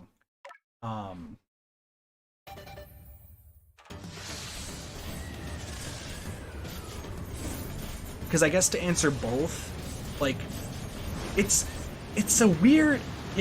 That's actually I'm gonna assume that might be your question. Yeah, the first question. So what does it feel like when I do get silent? That's actually a good question. It feels like this is gonna be weird to explain. I'm gonna stop playing so I can kind of explain it for quick. Imagine that I'm holding a conversation with one of you, right? Let's say I'm holding a conversation one at a time. Just having a good conversation, whether it's Zero, Yi, Boppet, Neeks, just like a one-on-one conversation. Super happy, energetic, having a good time. And then it feels like there's a snap. Like a finger snap. And it feels like in the span of what is probably like a few seconds, or like in the span of a few minutes, but inside it feels like a few seconds, my body just changing is the best way I can describe it. Like, it goes from energy, happy, and then there's a snap, it feels like a change, and then I just get like like conceded, like closed. So like I feel myself like closing my arms a little bit more, keeping my arms crossed, and then just kind of like felt like I've never felt happiness ever. Like it feels like this in the span of what feels to me a few seconds that I don't feel any energy, any happiness when it goes from like happy to sad. So like for Sam's stream, after as we were playing, energetic, screaming, happy, like chaos. And then it gets to the end, or like we're getting closer to the end of the stream, and I'm just like I'm getting closed off, and it feels like it's just there's a snap, and it feels like my entire body is just like I need to I don't want to talk. I don't want to be here. I don't have energy. I just gonna be quiet and just exist. That is the best way I can describe it.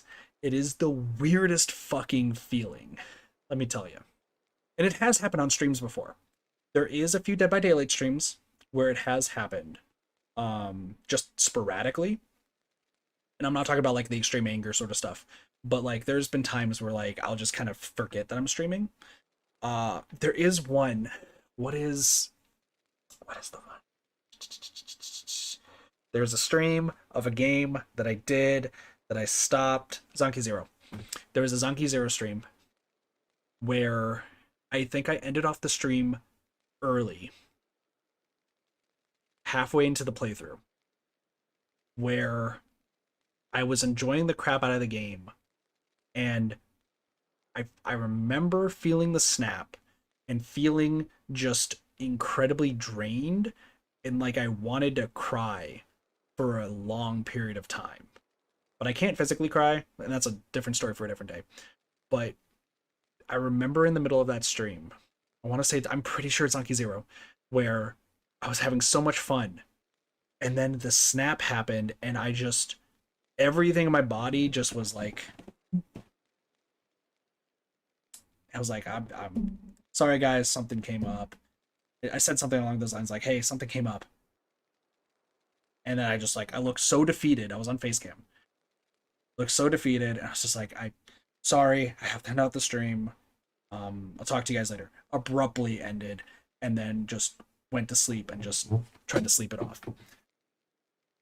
Almost positive it's Angi Zero where that happened. And it's the weirdest thing I think that's ever been seen on one of my streams, where it's just such a snap. Like, it's such a weird, like, I don't know how it feels like to watch that happen, and I'm not gonna like be like, let me try to replicate it. Not gonna happen. But I imagine for the people who were there, like witnessing it, probably must have been so weird, going from incredibly hyper energetic Kit to just blob. So,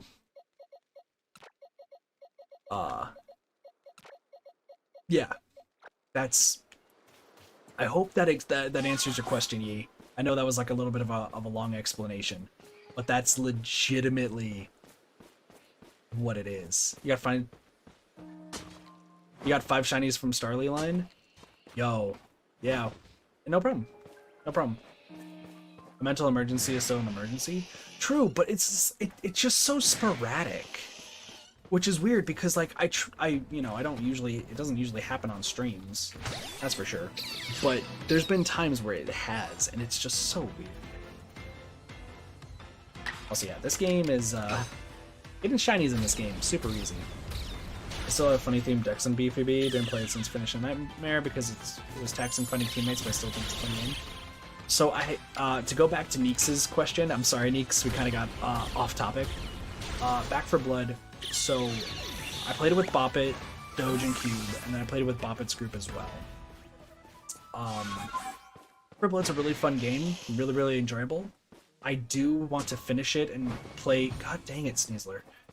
I do want to play through the game again and retry like some things and do some new decks, which I'm glad to hear Boppet wants to play. For those who have seen some of the latest Dead by Daylight streams, Baracha, she's said that she's wanted to really try and play Back for Blood. Like she wants to get a full group together for it.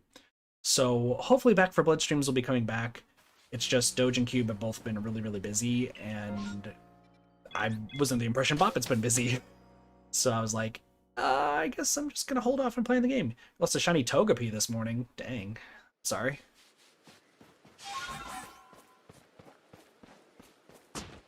Oh my gosh, rocks, please. But yeah, I'm not somebody who like owns one. I haven't seen one since. I don't think I've lost any shinies in this game. I think the closest thing I guess you can consider me almost losing a shiny was the shiny Gyarados that we got at perfect odds, which I mean, everyone in chat that day thought was impossible, and I proved it was possible, and everyone thought I was crazy.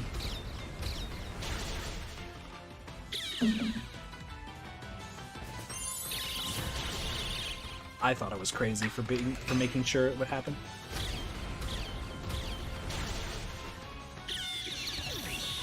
And even though I'm not somebody who like actively grind for shinies, I do want to say I do have a favorite shiny from the ones that we have in this game, and that's the Leafeon, which is appropriately named King Cheese because she's straight up predicted the shiny Leafeon spawning. Now the game's broken, they shouldn't fly. I don't know. It's a water flying type, isn't it? Hasn't Gyarados always been a water flying type? I thought Gyarados has always been water flying. Really want a shiny Hippowdon? Imagine making bets against stubborn people.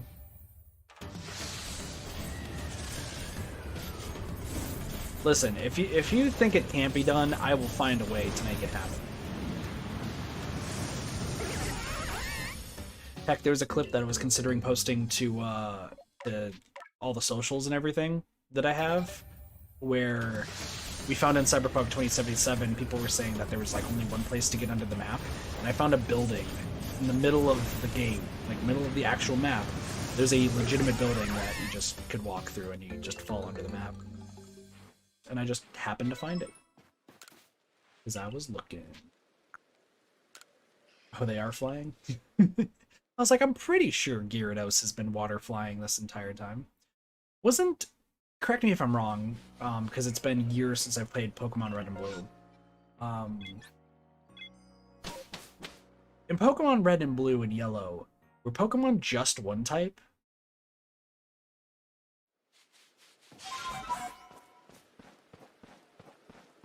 Because I don't think it was until Generation 2 where they actually introduced two types. I could be wrong. I've never played... The only Pokemon games I've not played have been some of the new games after Sword and Shield, and Omega Ruby Alpha Sapphire. Yeah, I haven't played Omega Ruby Alpha Sapphire, Ultra Sun, Ultra Moon, and I haven't played Brilliant Diamond, Brilliant Pearl, but I've not played any of the... I've not played a single one of Generation 2. I actually, for some reason, entirely skipped all of Generation 2. Sorry, playing it through. Because I played through, I had a Pokemon Blue, and I played through that game with a Charizard as my starter. And then Generation 2 I skipped. And then Generation 3. Generation 3 was the start of my infamous shelve the starter Pokemon trait that apparently Twitter hates. If you shelve a starter Pokemon, apparently that makes you a bad person. So apparently I'm a bad person. Sorry, chat. Besides that... Oh, I forgot to shelve these. Oops. God, I'm being reminded. That reminds me of Pokemon Sword and Shield when I streamed Pokemon Sword. I don't know, I don't think, because it was streamed on YouTube, so it was before I met, like, U0 and a few others. I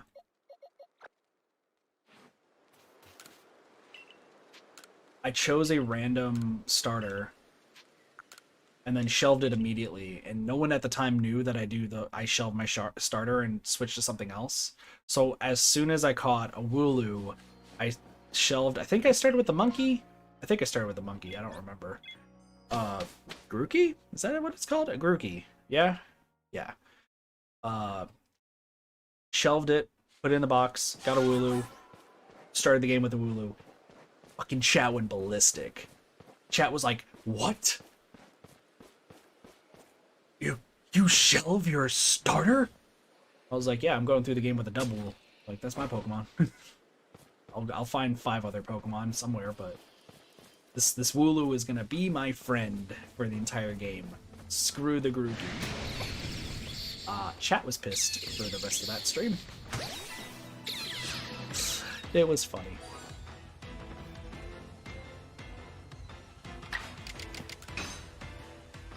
So.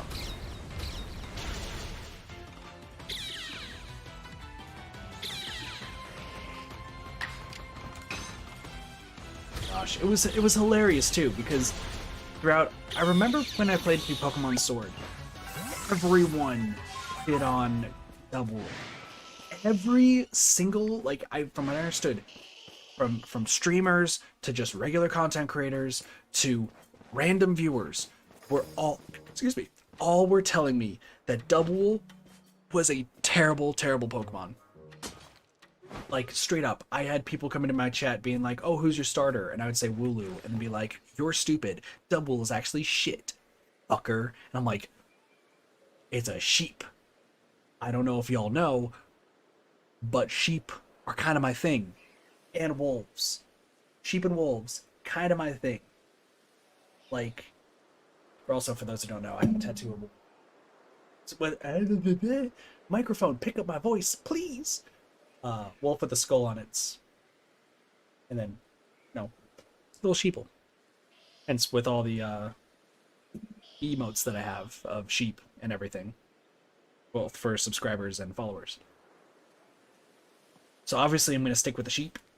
Like, sheep's kinda my go-to. Not gonna lie. Hi. Raichu is now perfected. Let's go. Let's get Raichu off of here. Need to come to Xenomorph, sheep the people. I'm probably allergic to sheep. I'm allergic to all of nature, so we'll probably sheep too. Besides that though, I beat, who's the champion in that game? What's his name? Is it Leon? Is that his name? I think it's Leon, right? I could be wrong. Whatever the champion is in Pokemon Sword, my 5 other Pokemon, I think, couldn't really do much. I don't remember what my team was. I just remember that everyone was surprised that the double beat the Charizard. Like, that screwed people's minds. Because they're like, oh, Double's getting fucked tonight by this Charizard. And then I was just like, boom. Winner. They're like, how? It was a fun time. It was definitely fun.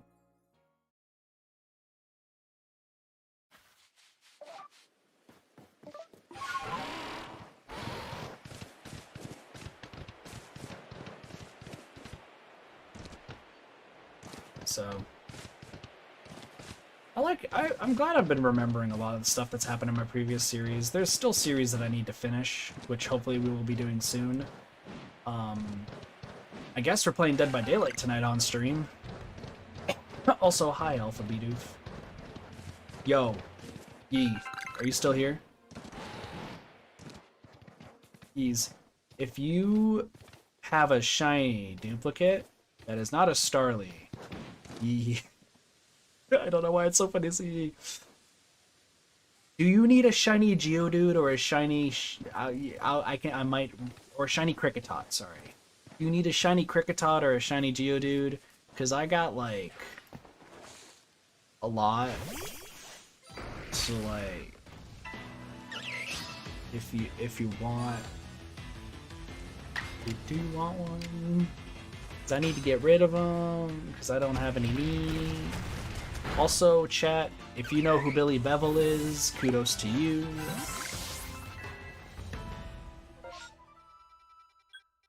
Alright. Chat, I'm gonna play the game of can you... Well, okay, Boppet's ready, so we're gonna be switching to Dead by Daylight here soon. But let's play the game of do you guys know my references? I have a shiny Kricketot just in case. Gotcha.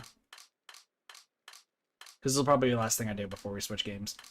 Alright, chat. So do you know what Billy Bevel is referencing? There's 4 references. We're going to go through each of them. Y'all should at least know one of them. Let's see if chat knows my references. Billy Bevel. It's an ironic name for a golem.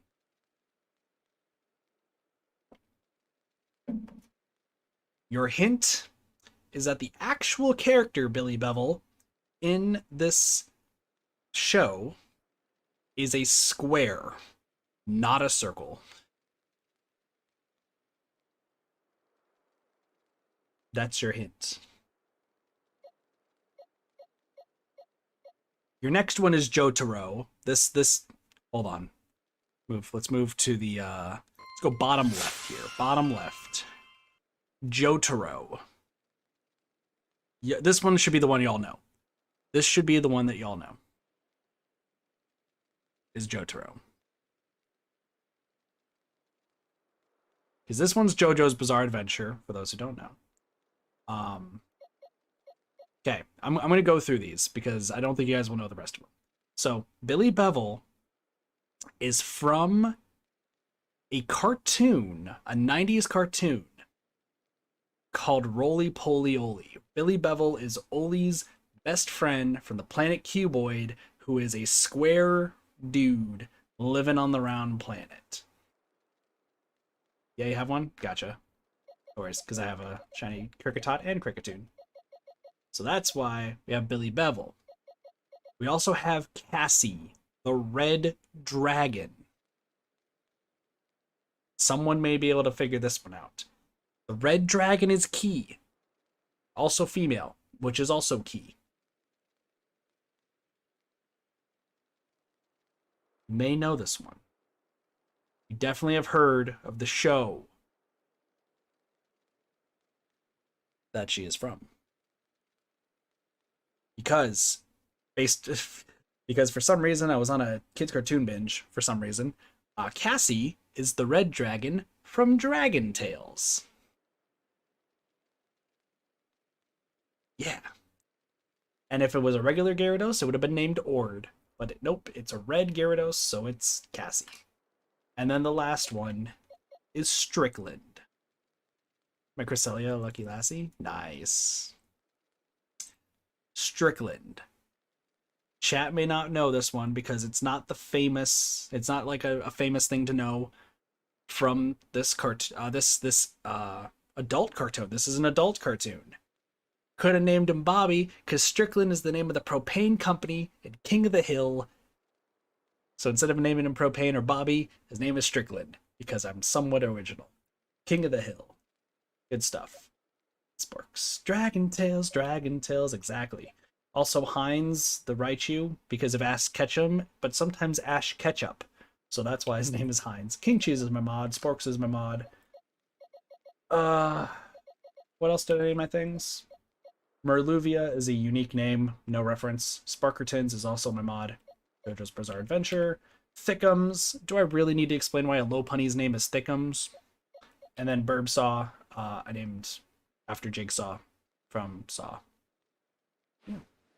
Alright, so with that, so we're going to be done with Pokemon for tonight. If you're here just for Pokemon, thank you so much for watching. I hope you guys enjoyed the Pokemon portion of the stream. We're going to switch to Dead by Daylight, I suppose, because I was